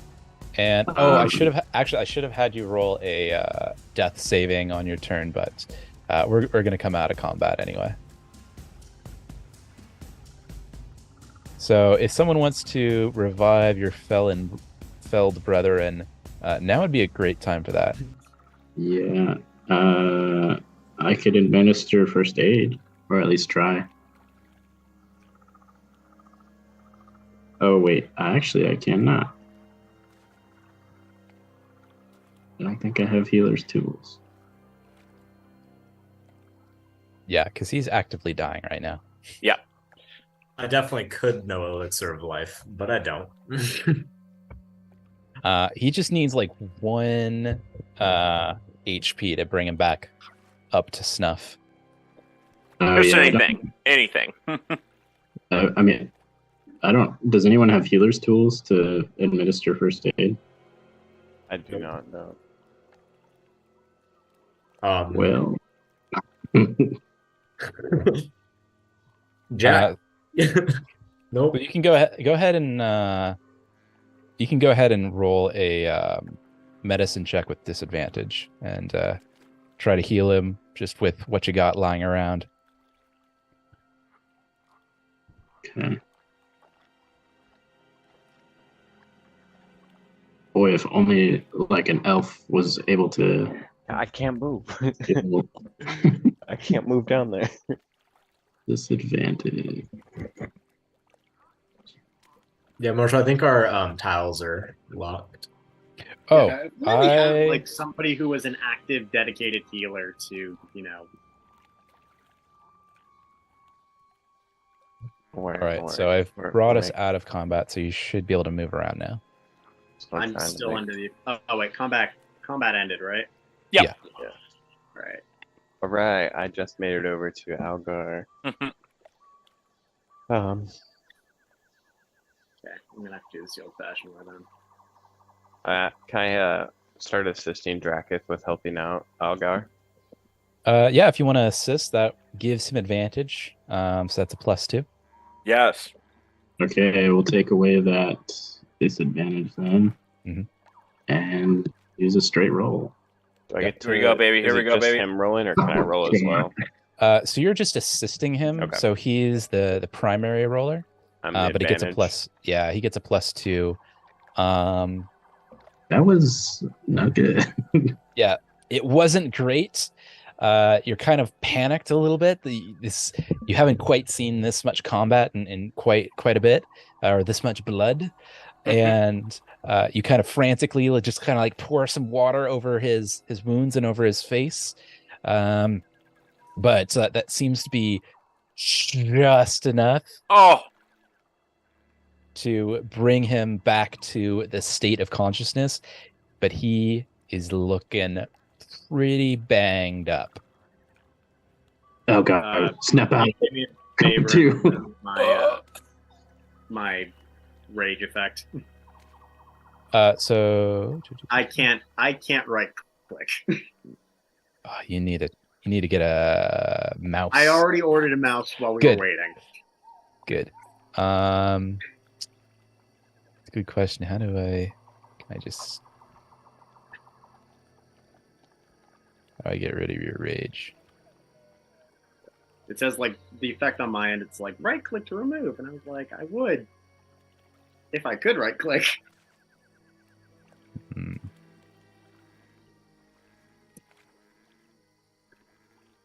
Well, while I figure this out, yeah, Algar, you're back, but you were this close to death. How do you feel? Okay, let's try this. all Algar could do is just grunt. That's not any words. Oh. Yeah. I'm gonna stand him up. It's control, but I got a mouse. It's coming. Thank you, Ant, for your Amazon gift card. Pay for my mouse. That isn't the letter. Nice. What was that, Austin? You were saying that? I'm gonna stand you up as best I can. Trying to help you up. We have moss. I'm assuming on these trees as well. Yes. Moths. Moss. Moss. Yeah, moss. Yeah, it's pretty vegetated. It's everywhere. I'm gonna take my sax knife out and just cut me a wide swath of moss, and then just try to plug, kind of put it over Algar's wounds as a sort of improvised, stopper, and try to just tie him up, with some cloth or whatever I could scavenge. Have some rope.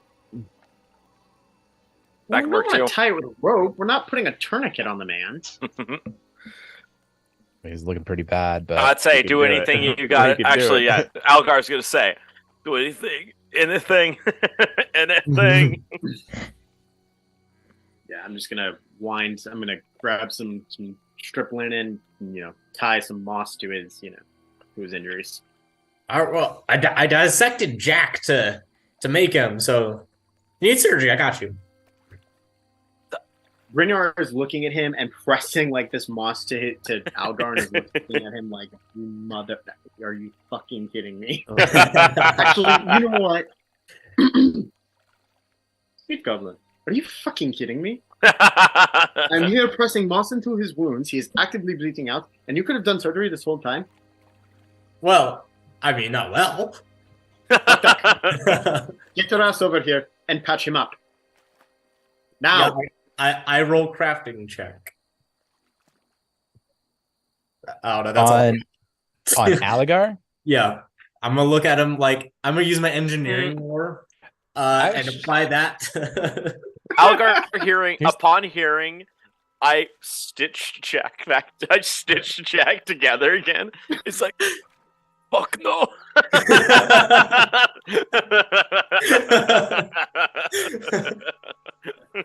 I'm imagining a Frankenstein's-esque monster. Like, no. You got it, except more gears. Oh my god. Yeah, okay, fair enough. While he does that, I'm going to lean on Algar and say, Algar, tell me about wherever you're from. Tell me more about your island.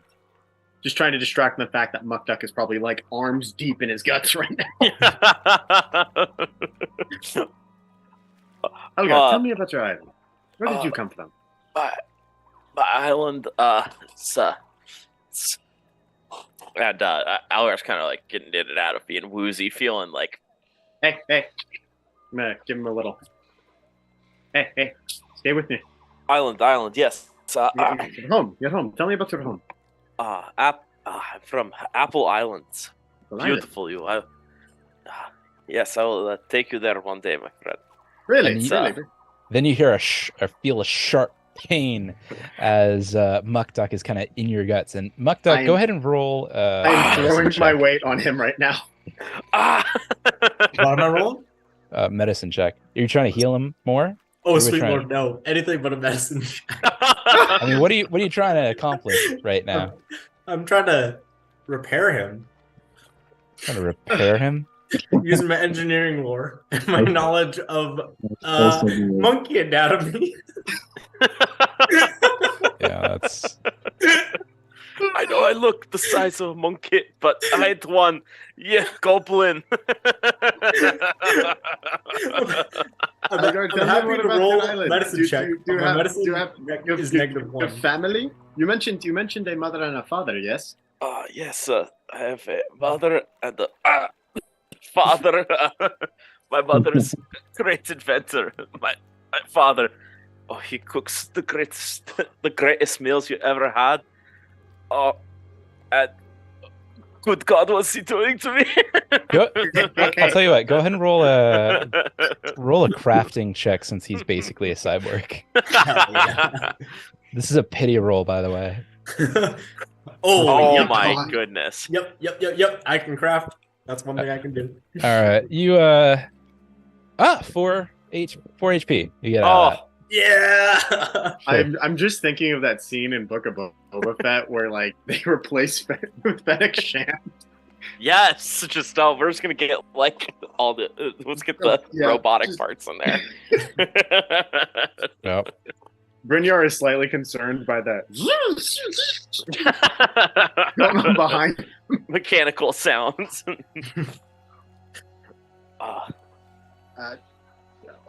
Anyway, Algar, are you good enough to stand?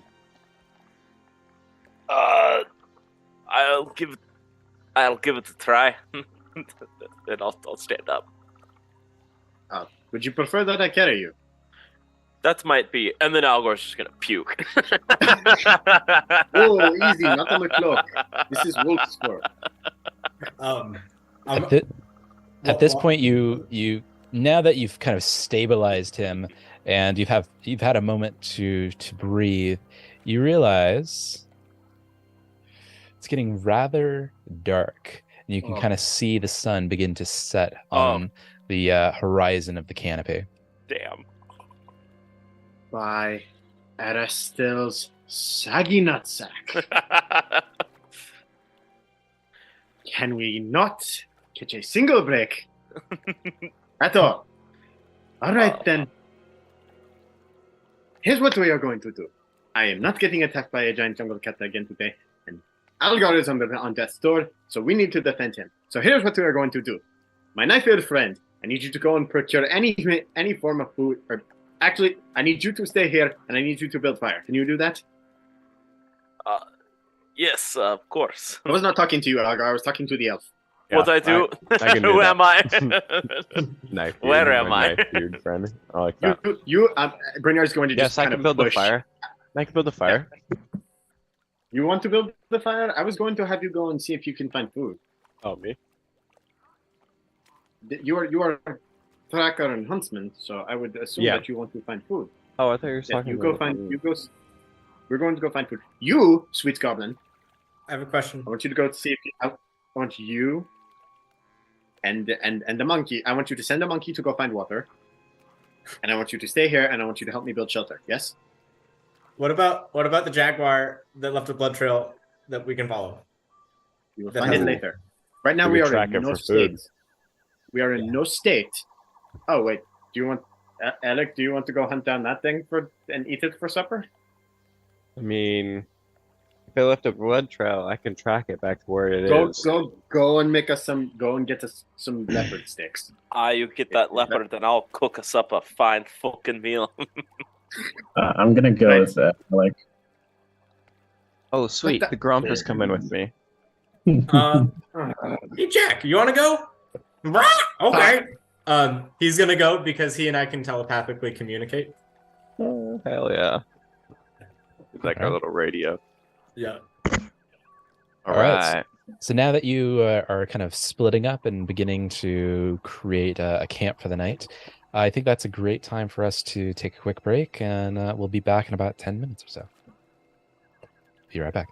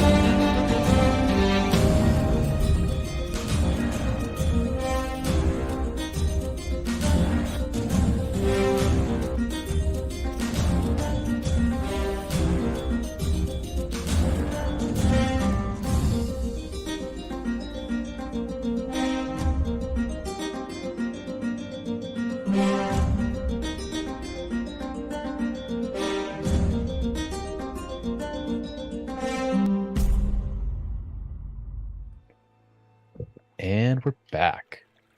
All right. So it seems that you have taken the very smart, always a good plan of splitting the party.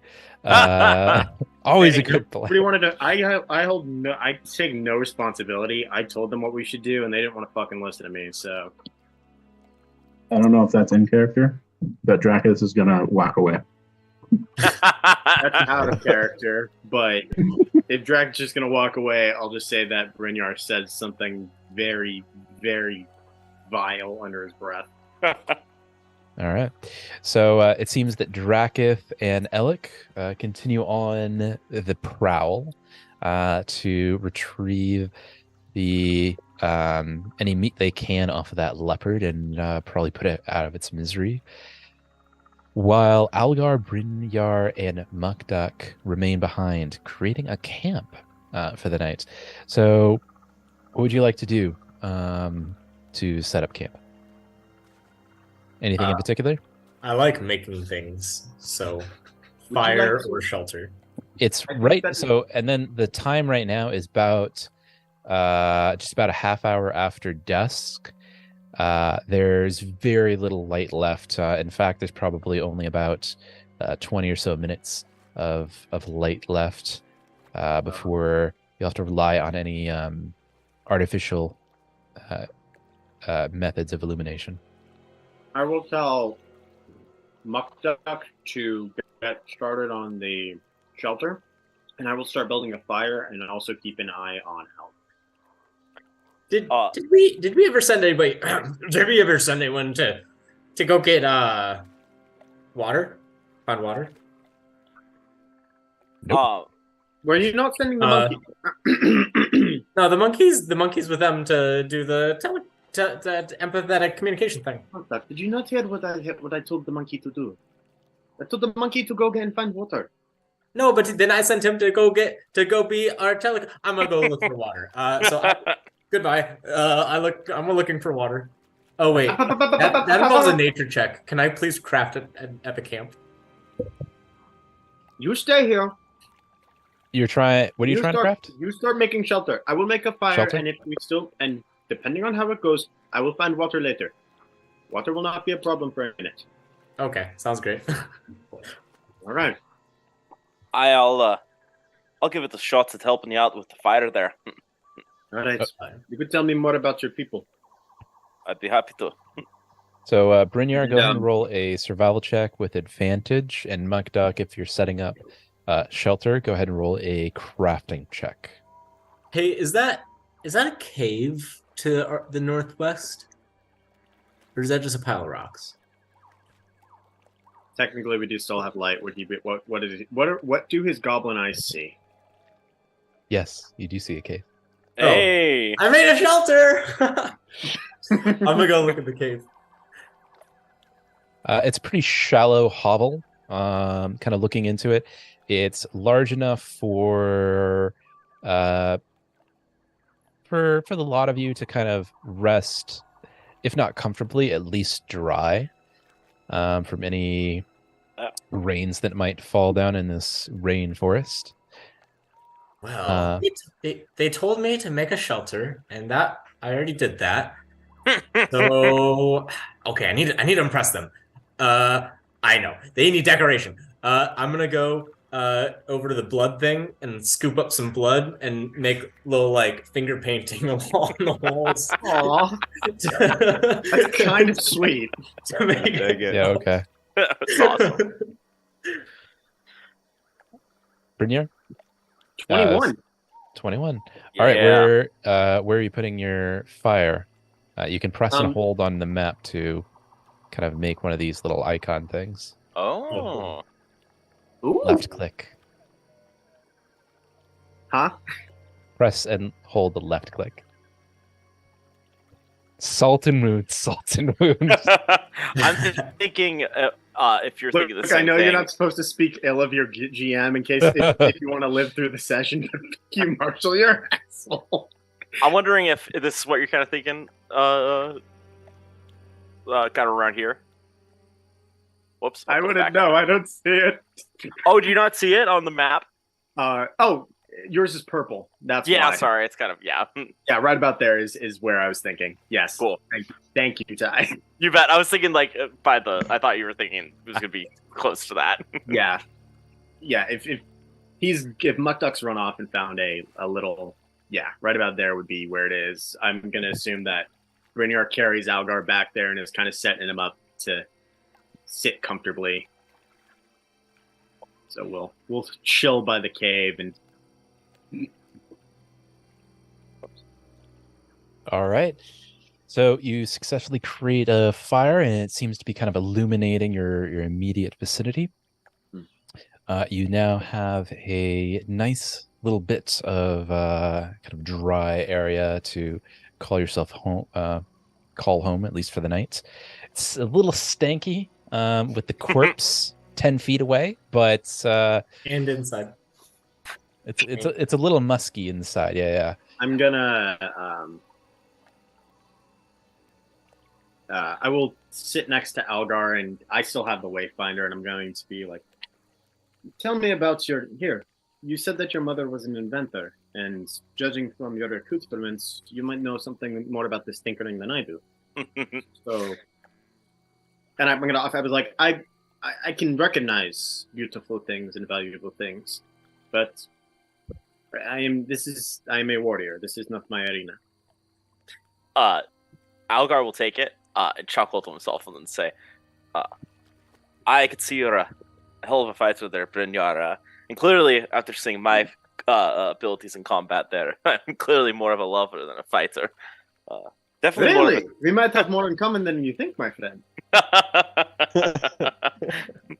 Oh, do you have a wife? No. By the gods, no. But I've made well, I've been with several wives. Algar's gonna laugh out loud. It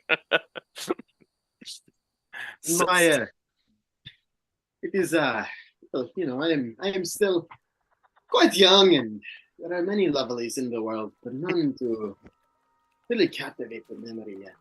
Plus, a new port, a new woman. So you would say then that you're a bachelor, a perpetual bachelor then? At the moment, yes. I mean, I quite like adventuring, and it is harder to leave the shore if you have something that keeps you there. And in my experience, wives are naggy. You know, they're always like, ugh, why are you Why are you not at home? Why is the porridge burning? I am here with all the children, and they are grumpus, and ugh. And then, why do you always leave your muddy boots at the front of the house? You got blood on the drapes again. It is, I do not think I have the wisdom or the patience to handle it. So, honestly, I enjoy women, and I adore them, but I have no desire to be tied to just one. Well, you are still very young, my friend. One of these days, maybe you'll find someone who will sit down with you and raise some children. Maybe when you are done adventuring and so. Marshall, is it okay if I say Algar should make a perception check? Oh, I could. What? Yeah. Yeah. Yeah, make a perception check. Are you saying that out? Are you saying that out of game? Yeah, I'm going to say that out of game. Make a perception check on Brynjar. That's fine. You got it. I'm happy to do so. All right, I got a 12. You notice something. You can't really tell what, but something changes in his face for just a split second. I am sorry if I hit a nerve there on something. Rescinded if that's the case. No, not at all. No, you get no offense. It's like a muscle twitcher just to kind of change around the eyes. Enough to notice, well, nothing that you can really trick. Something changed for like a split second in his demeanor. Not wanting to push his luck too much, but Algar is very interested. Do you have a wife? That's gonna subside. Algar right there. He's interested in talking about this. I do have a wife. She's the loveliest girl you ever seen. She's about as tall as you, my friend. She's really. Yes, she's an elf. Really? She's the smartest person you've ever seen. Oh, she can invent anything. You could have a piece of wood, a little bit of metal, and she could make you a working compass in 2 minutes flat. I mean, she must be a remarkable woman if she managed to tie you down, my friend. Oh, well, I must say I was more than lucky. She's a lass who I've had my eye on for a long time, but I'm very clueless in these matters of love. No, I understand the sentiments. There's, there are women that are worth pursuing, and even in my culture, with our, what is it you called this? Committed bacheloress? If that is meaning that we are not exactly tied to one woman, in our youth. There are many maidens that have been written about in terms of sagas, but I guess that I have not found one yet. But if you have found one and found one so soon and have her, you must miss her very much. Yes, in many ways, we weren't actually. We were planning on settling down, having kids. The restaurant was, I run a restaurant. Back in my home. Children are a blessing. I can tell you that much. You do have children, then? A daughter, Ida. I have not seen her for a very long time. Hi. Well, where would you find? Where is your little lass? She's in she's in the land. She's in my home. Her mother and I were we were very young, and there was a lot that occurred, and I went my way, and she went hers, and I've not seen Gita, and she was maybe about a year old when I last saw her. How many years ago was that, my friend? She would be about... Hang on, I actually have to do math now. Okay.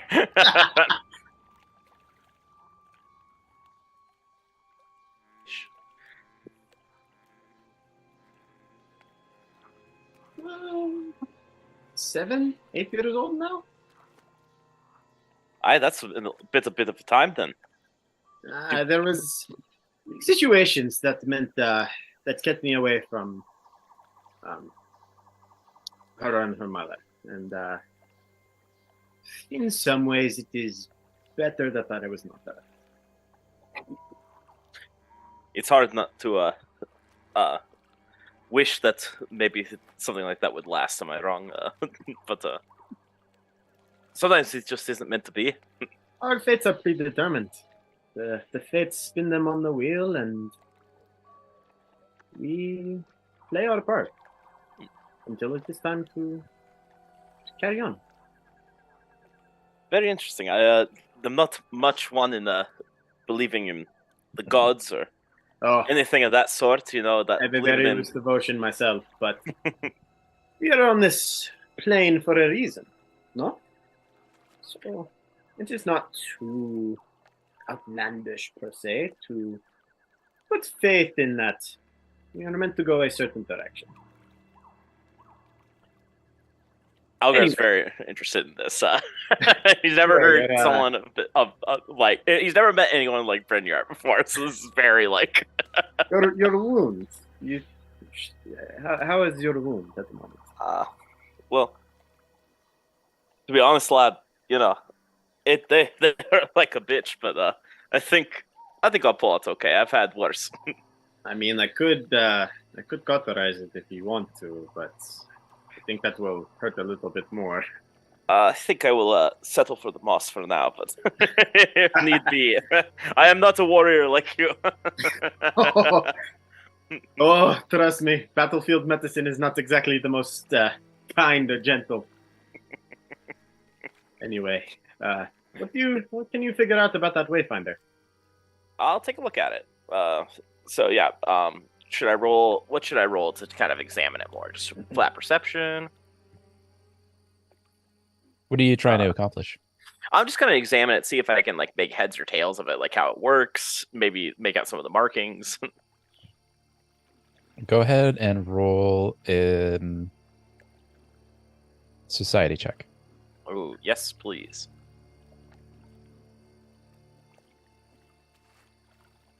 Well, that wasn't a great roll. You're not really able to discern much more than you already know. You do notice, however, it keeps on rotating between those three symbols: the survivor, the wanderer, and the hidden truth. So it seems that this is truly where it would be beneficial if my wife were the one here.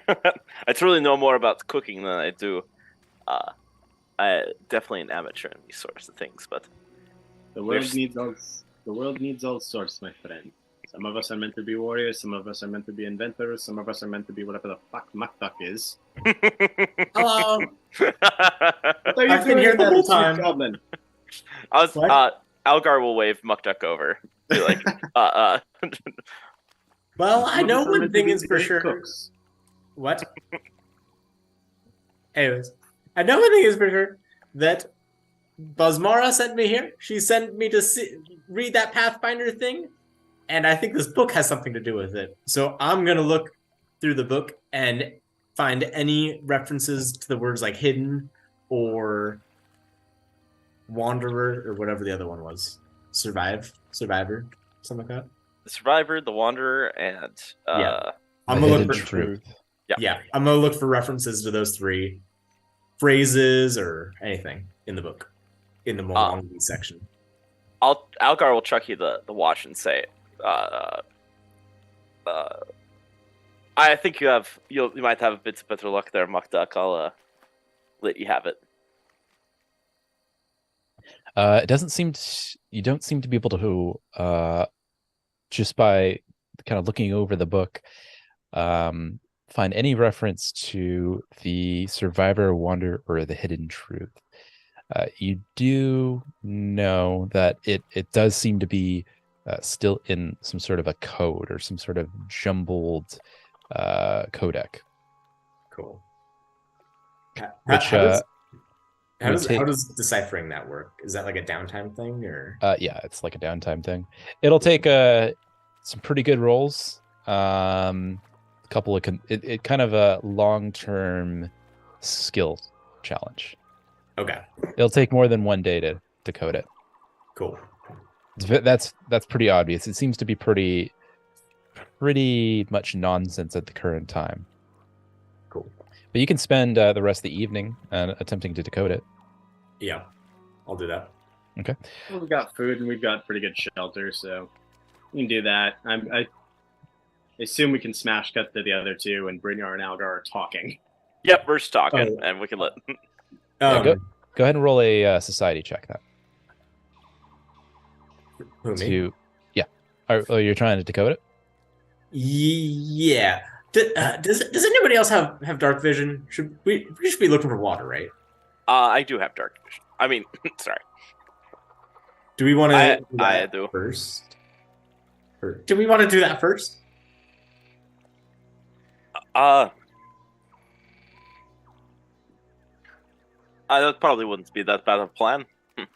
You, Mr. Gilman, can hold my hand, and I'm gonna reach up. I'll lead the way.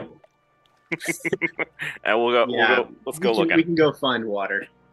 Okay. So whoever's leading, go ahead and roll a survival check. Oh God, I do not want to lead anymore. I'll actually. Where's your survival at, Ty? Just give me a plus. Sorry, let's see. No can do. -1. Oh. +5. You do it. I've got a +3. All right, let's give it a spin. Nat 20p. Yeah, buddy.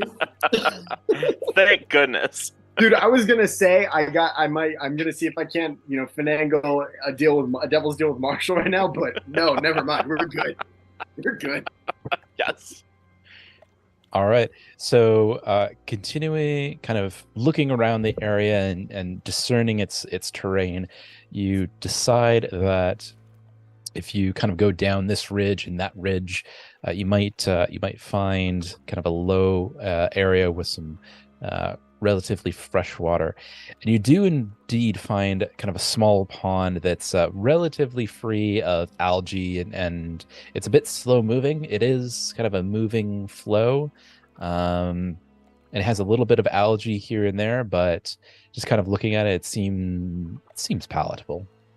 Awesome. Wait here, my friends. There is something I must do. If you do not mind, turn away. I'm going to start stripping real quick. I'm turning away. I'm making sure Jack's looking, and Jack's real quick. So he can empathetically communicate with me, and normally can't speak to me telepathically, but he has speak language. Does that apply to the telepathic stuff? But he can't speak back to you. He can speak normally. The question is that also telepathically? He can definitely do empathetic, which is like feelings and whatnot. Mm-hmm. But now that he can talk, can he do telepathic? Was he always able to talk? That's like a daily thing that I can choose. So normally I would do see. quick alchemy, but because I'm a low level, it doesn't matter. So I'm doing that. Yeah, he can talk to you. Sweet. Yeah, he is giving me a very descriptive and description of what he's doing. All right, Brynjar strips down to his loincloth and is just going to dive into the pond and take a look with his knife between his teeth. Cool. It's not a very shallow, or it's not a very deep pond. It's more, more. So you kind of like dive in, and you kind of are met with a quick stop with about 2 feet of water. All right, I'm gonna roll onto my back real quick, and you're wondering why you didn't check first. Nah. Yeah. I roll onto my back, wonder about the things in my life that got me to this point. But Marshall, I am actually going to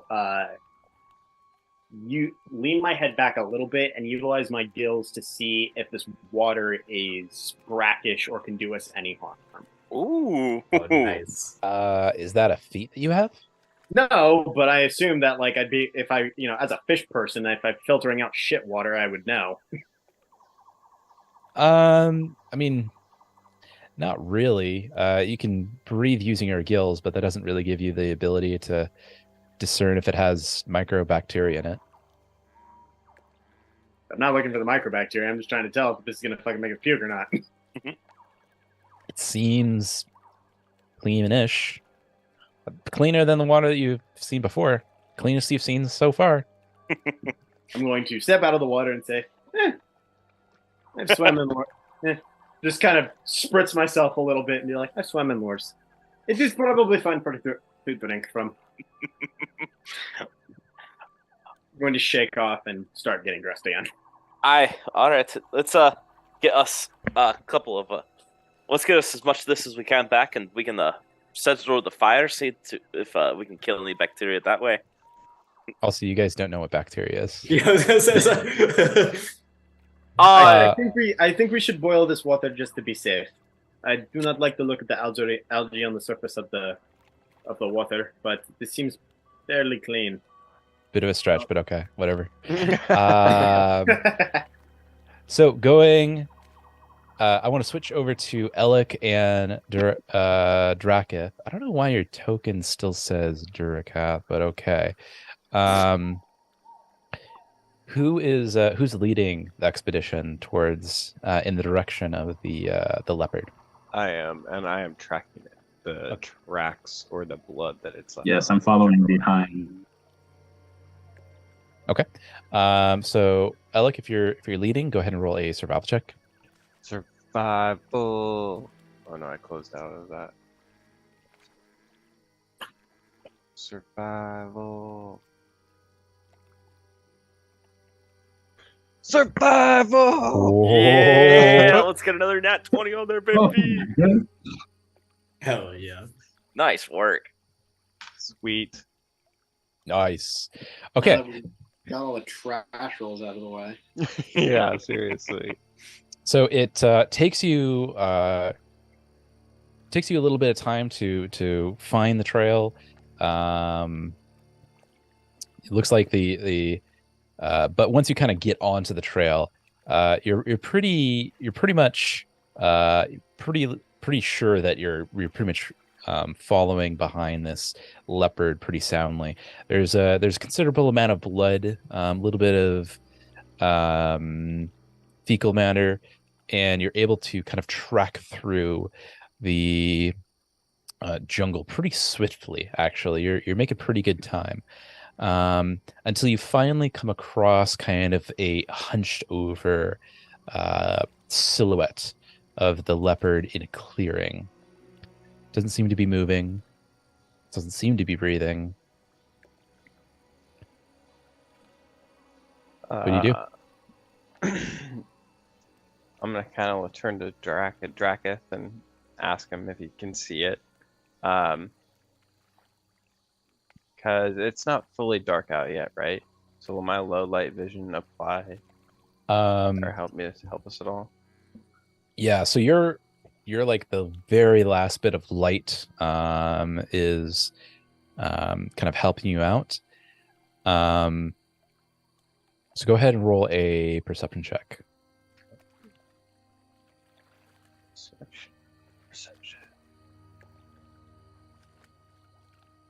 12. Okay. You're reasonably certain that, given the amount of blood that you've seen and the fact that it's not moving, that it is in fact dead, but you still kind of have that little voice in the back of your head saying, well, it might still be alive, and the most dangerous animal is a wounded one. Oh, good. All right, so Alec's going to turn to Drakith and kind of and look at him and ask, should I put an arrow in it? Kind of looking for some from reading, is still sketching out the journal of mapping out where they are on the island. Closes it and is like, what do you want? Alec's just kind of gonna shake off his head and be like, "Oh, this grump," and he's just gonna put an arrow in this thing just to double check that it's dead. All right, roll attack. Rules, baby. And this is since I was tracking him, he is a hunted prey. Yeah. Nice. So I'm just gonna let's do a advantage. hunted shot on him as well. Okay. Roll my first one for 21. All right, the first one, and like the arrow that you placed into the body of Benjamin Gunn, it just kind of hits with a thud, and the outline of the jaguar or the leopard does not move. Recognizing the similarity between my first shot on Benjamin Gunn and the leopard, I'm not going to take the second shot, and I'm going to move up with the second arrow still drawn on the leopard. All right. As you draw closer, you can almost feel the warmth emanating from the corpse of the leopard. It is, in fact, lying down dead, its guts kind of flayed out with its various wounds, and blood is seeping from its mouth and from its various slashed attacks on its torso. Nice. Looking over it now, you would estimate that the leopard probably weighs in the neighborhood of 100 to 120 pounds. Not a giant creature by any means, but in terms of usable meat that hasn't been tainted by combat, there's probably about a good 20 or 30 pounds of easily accessible usable meat on it. Cool. I'm gonna go ahead and try to carve out whatever meat that I can to put in my bag and the bag that Dracuth has to bring back to the group. Okay. Yeah, you're able to carve out about 25 pounds of raw leopard meat. So go ahead and add that to your inventory. How do I add just so you should be able to go to your inventory.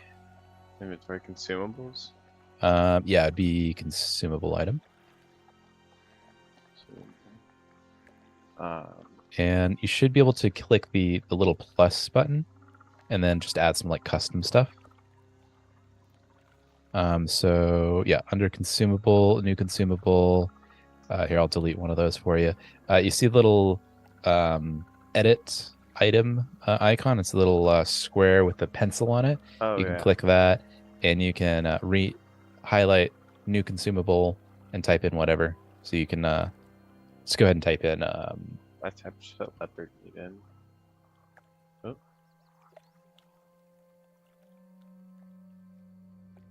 Yeah. Okay.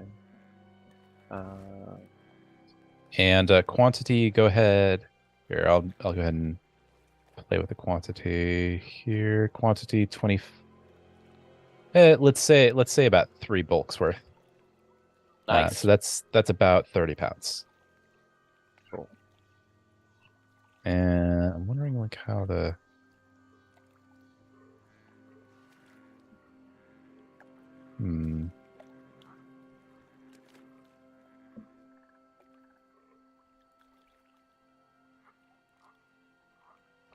Not sure why it is negotiable carried. Yeah, whatever. Yeah, you get about 30 pounds worth. We'll say. Nice. Did Austin leave for the night? I think you might have gone to the bathroom or something.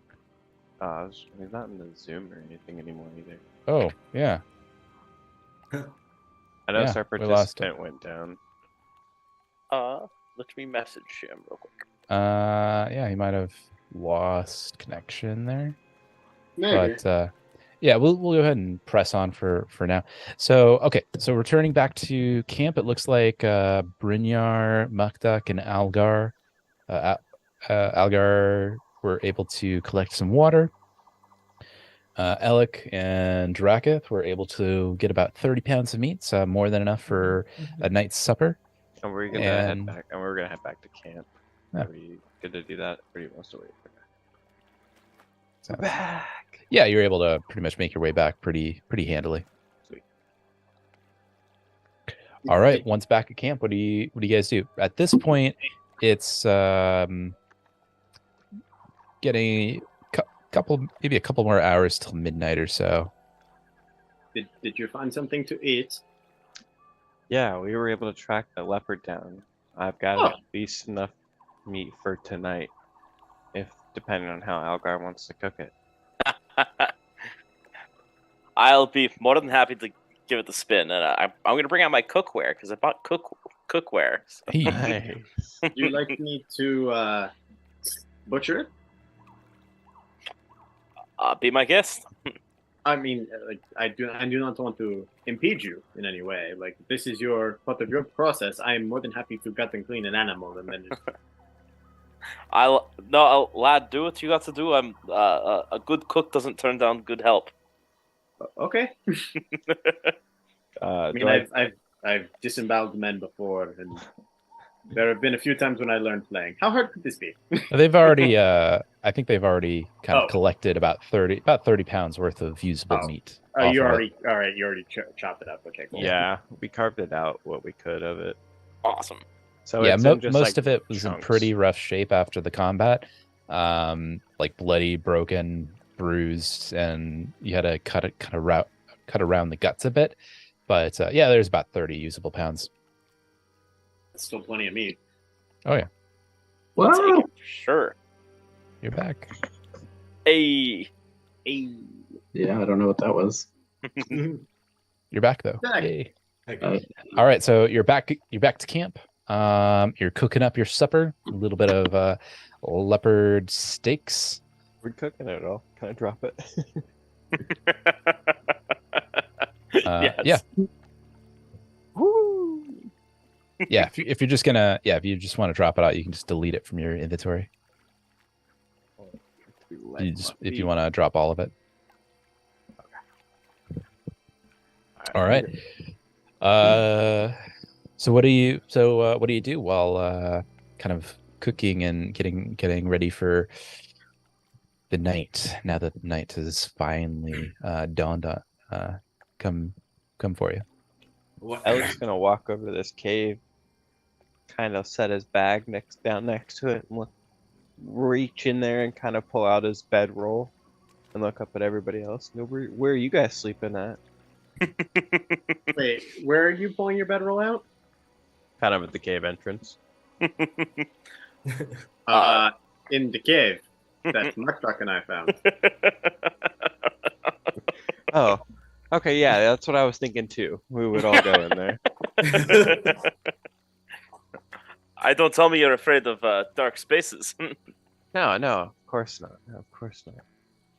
All right. I mean, that is no qualm to me.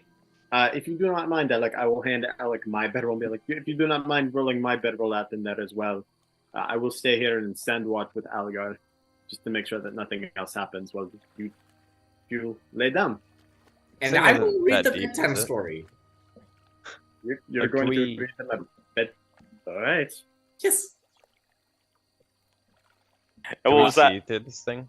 Can we just see into this thing from the where the fire is at? Is it not that deep, or is it you can't see? The cave is large enough for you to, if not comfortably, at least have a dry place for the night.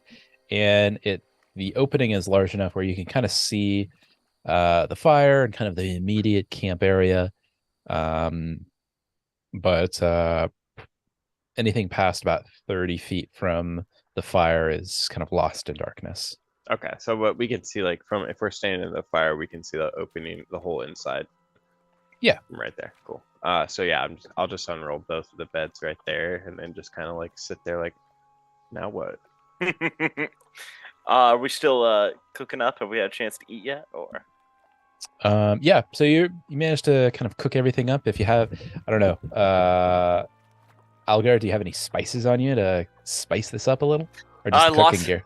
I just have my cooking gear. I lost my spices back on the ship when it All right. I'll pass him some gunpowder. So, kind of. Algar's gonna pretend he's gonna put his thumb on top of the gunpowder and pretend to shake some out on the steaks. So the roasted leopard certainly could do with a bit of salt and pepper, but just being purely roasted off of an open fire gives it a nice smoky flavor, and the exterior kind of almost caramelizes with a crunchy, not burned, but certainly well roasted exterior that is a delightful change from the potato stew and hardtack biscuits that have been so used to, being so far and being on ship for so long. Finish up your meal, and now that kind of everyone's kind of, well, does anyone want to say anything while they kind of eat their meal?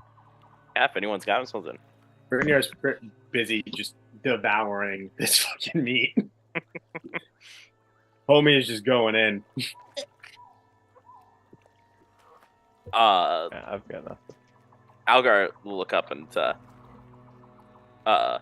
when the dish and say, I know this isn't the best dish I've ever made, but and then he's gonna kind of pause and say, well, thank you all. I can't believe we're in this situation to begin with, but I would have most certainly died if you hadn't been there to help me out, and I owe you all my life.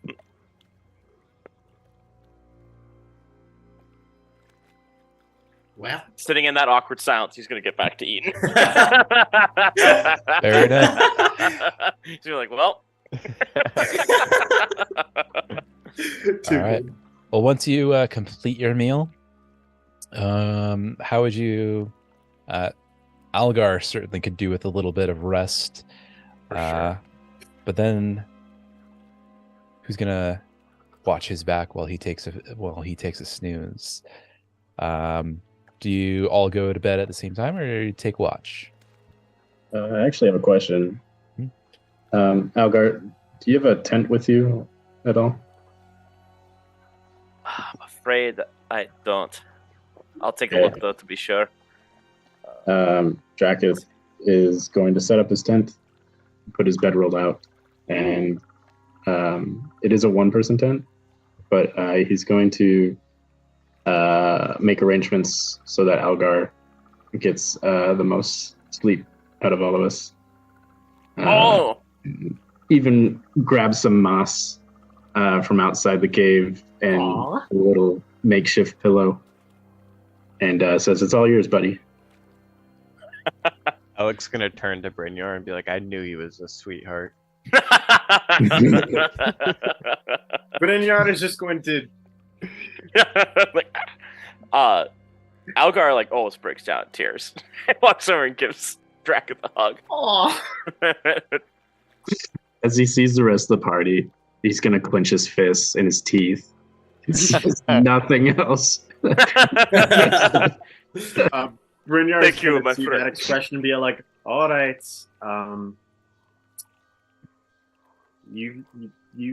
I will take first watch. How do you want to do this? We can sleep well into the day to recover our strength, but we should definitely have a watch system.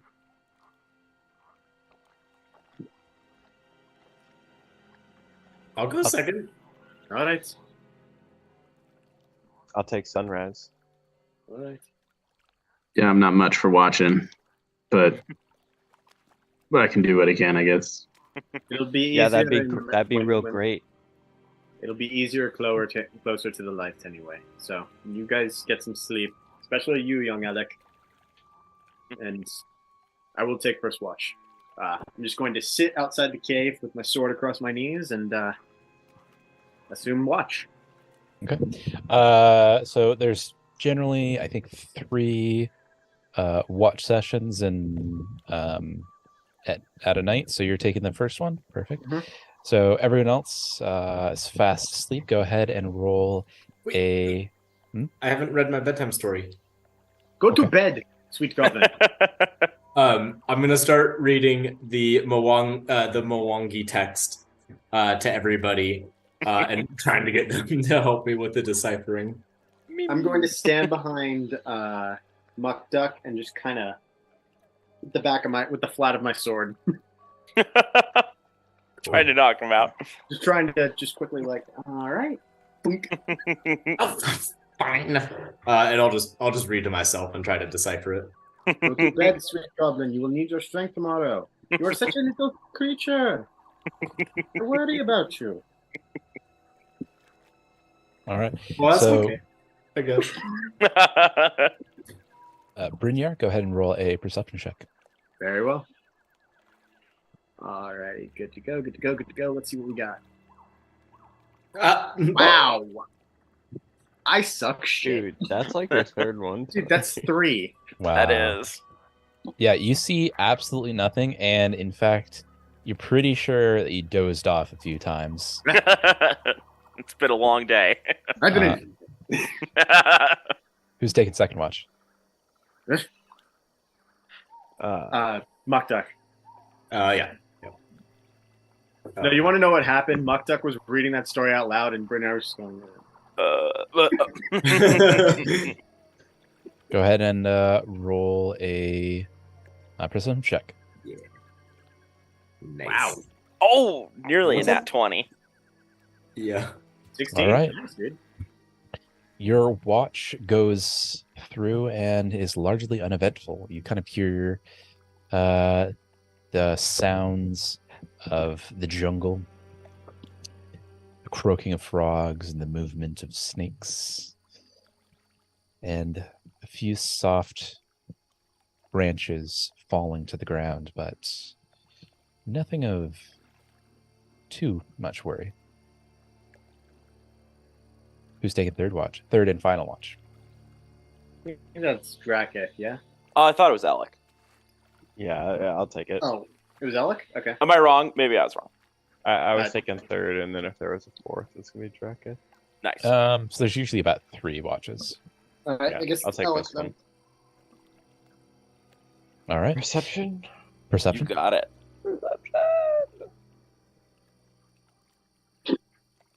All right. 15. Your Not wa- bad.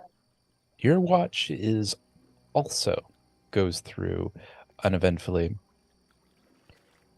And right about the time the dawn begins to break, you hear a crunch and a crack just to the north. And you see the edge of the clearing what appears to be a giant serpentine creature. Fuck's sake. How big is this thing? Well, it's a giant. It's technically a medium-sized creature. Okay. But it appears to be a giant gecko of some sort. You! Blue and sticky with yellow eyes and a twitching tail and a tongue that kind of sticks out, kind of looks at you. And it now has its eyes fixed on you, but it doesn't move. Alex gonna kind of start to try to wake Brynjar, who I think is closest to him, up. Brynjar, wake up. Mm. Brynjar, wake Yes, up. young Alec. I'm sorry, I was dreaming of blonde women. Dude, there's this fucking huge gecko coming at me right now. Look at this thing. Hurry, get up and look at this thing. Brynjar looks at the gecko and is like, that is indeed a very big lizard. So do you want to kill it, or do you want to try to get it to go away? I don't know what to do, man. What should I do? I've never seen one of these before. Is there like some leftover meat near the fire? Or did we eat it? There's a bit of meat. Or scraps. Brenner is going to pick up the scraps and kind of consolidate it into a ball of just gristle and fat, and just go and then yeet it. It doesn't move a muscle, but for its tongue, which kind of goes up and licks its own eyeball. I think it's right. Brunier just goes, "Ew." But It's disgusting. but you do hear from the edge of the clearing a sound that almost sounds like a frog or a toad. Womp, womp. And from the clearing, Gorham's armored ass cheek. Oh. Too early for this. What is that thing? and from the clearing, you see a humanoid creature Whoa. that stands about 5 feet tall, clad in turtle armor, great green eyes, and forked teeth. It kind of its neck expands almost to kind of show it, a larger scene, and you can kind of hear it rumble. Brunier is gonna draw his sword, look at Alec, and be like, "Dibs, Alex dibs, gonna move dibs, into cover dibs." for concealment. I want to fight. I want to fight the frog. I want to fight the frog. Can I fight the frog? Alec, I want to fight the frog. And then, all right, my bow's drawn. I'm going As soon as Alec draws his bow, the toad frog humanoid creature kind of makes exclamation, and they both begin to retreat into the wood. Brunier noticeably deflates. Wanted to kill the frog. All right, Alex gonna kind of come out of the concealment. I think we should be friends. It looked nice. Did you guys see that thing? What the hell was that? I don't know, but I've never killed anything like it before. Is Draka still sleeping? Yeah, Drac wakes up in a startle. Says, oh my gosh. And he pats down until he finds his journal. He says, okay. And he starts to calm down. And he then looks at the rest of the party and is like, what I miss? So Alex saw a really big lizard and he woke me up from a really good dream, I might add. But he woke me up anyway. And then a giant frog warrior came out of nowhere, and just as I was about to fight it, Alec pulled out his bow, and then they both ran off. And now I am sad because I didn't like to fight the frog warrior. I've killed the great assortment of things, my friend, but never a frog warrior wearing turtle shells as armor. Was it trying to kill you? No, but I mean, it had a weapon and it had armor drawn, so like I would have been justified in defending myself. That's you every day. Yes, but this is different. I'm Brunier Shatter Shield. What if they are, Brynjar shield welder? I do not understand. Yeah, I don't know either. Yeah, I do not know what you were talking about. I am Brunier Shatter Shield. There's only one of me, and it is me. And when I am gone, there will be no more.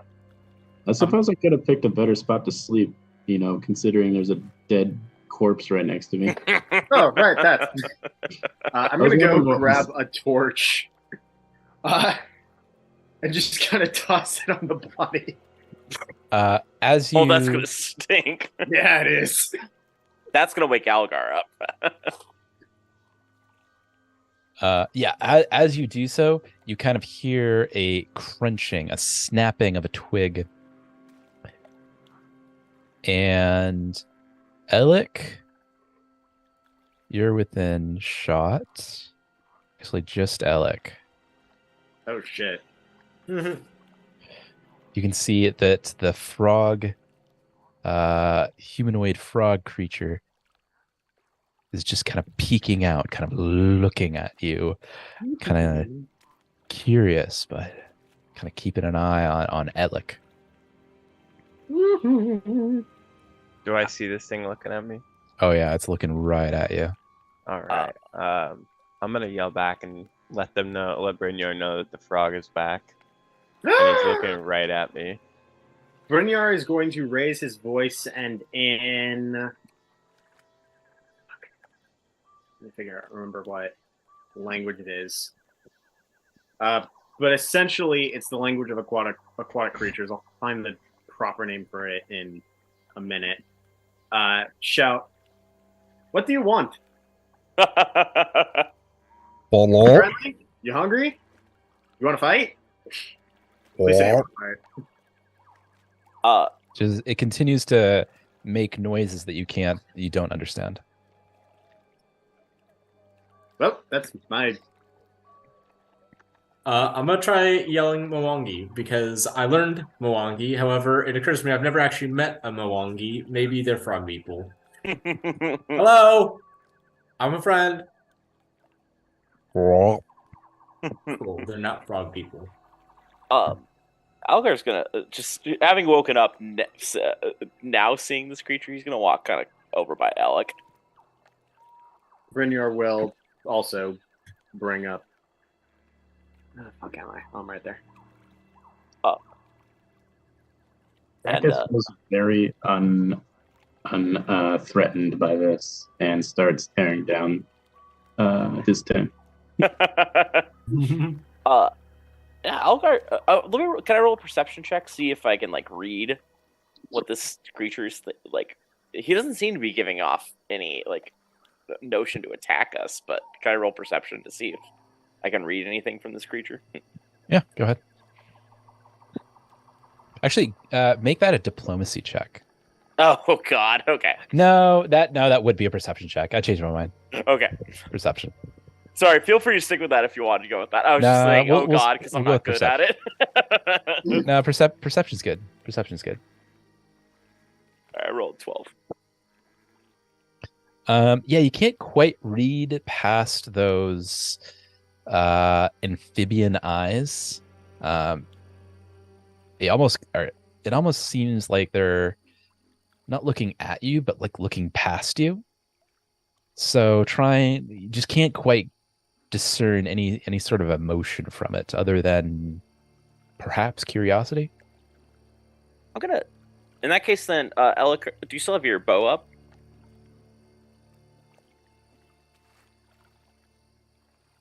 Oh, you might be muted. Oh, you're muted. No, good, I man. have my hatchets out now. Okay.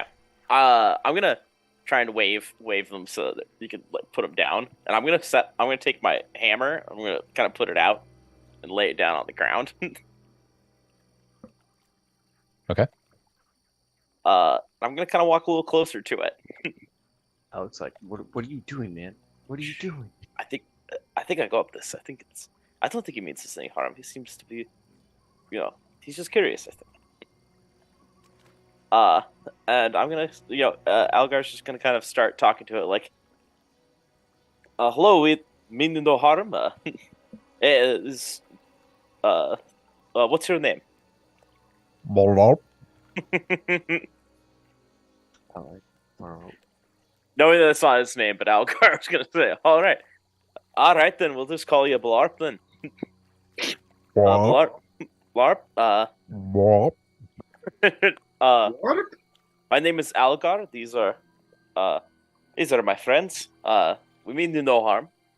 Do you want to come closer?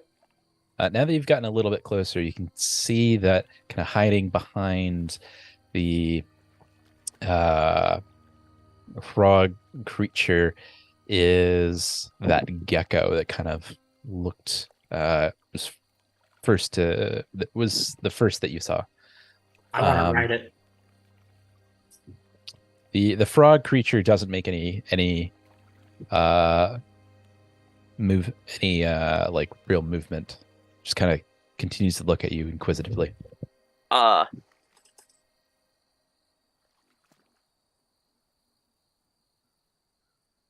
I'll move a little bit closer, doing the same thing.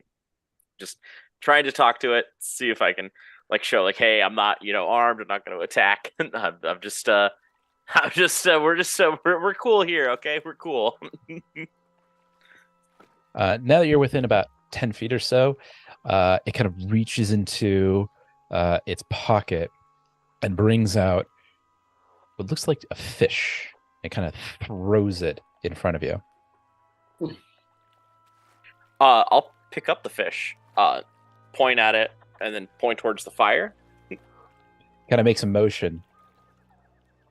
And then I'll kind of put the fish to my mouth. Like, not going to eat it, but just kind of like, am I?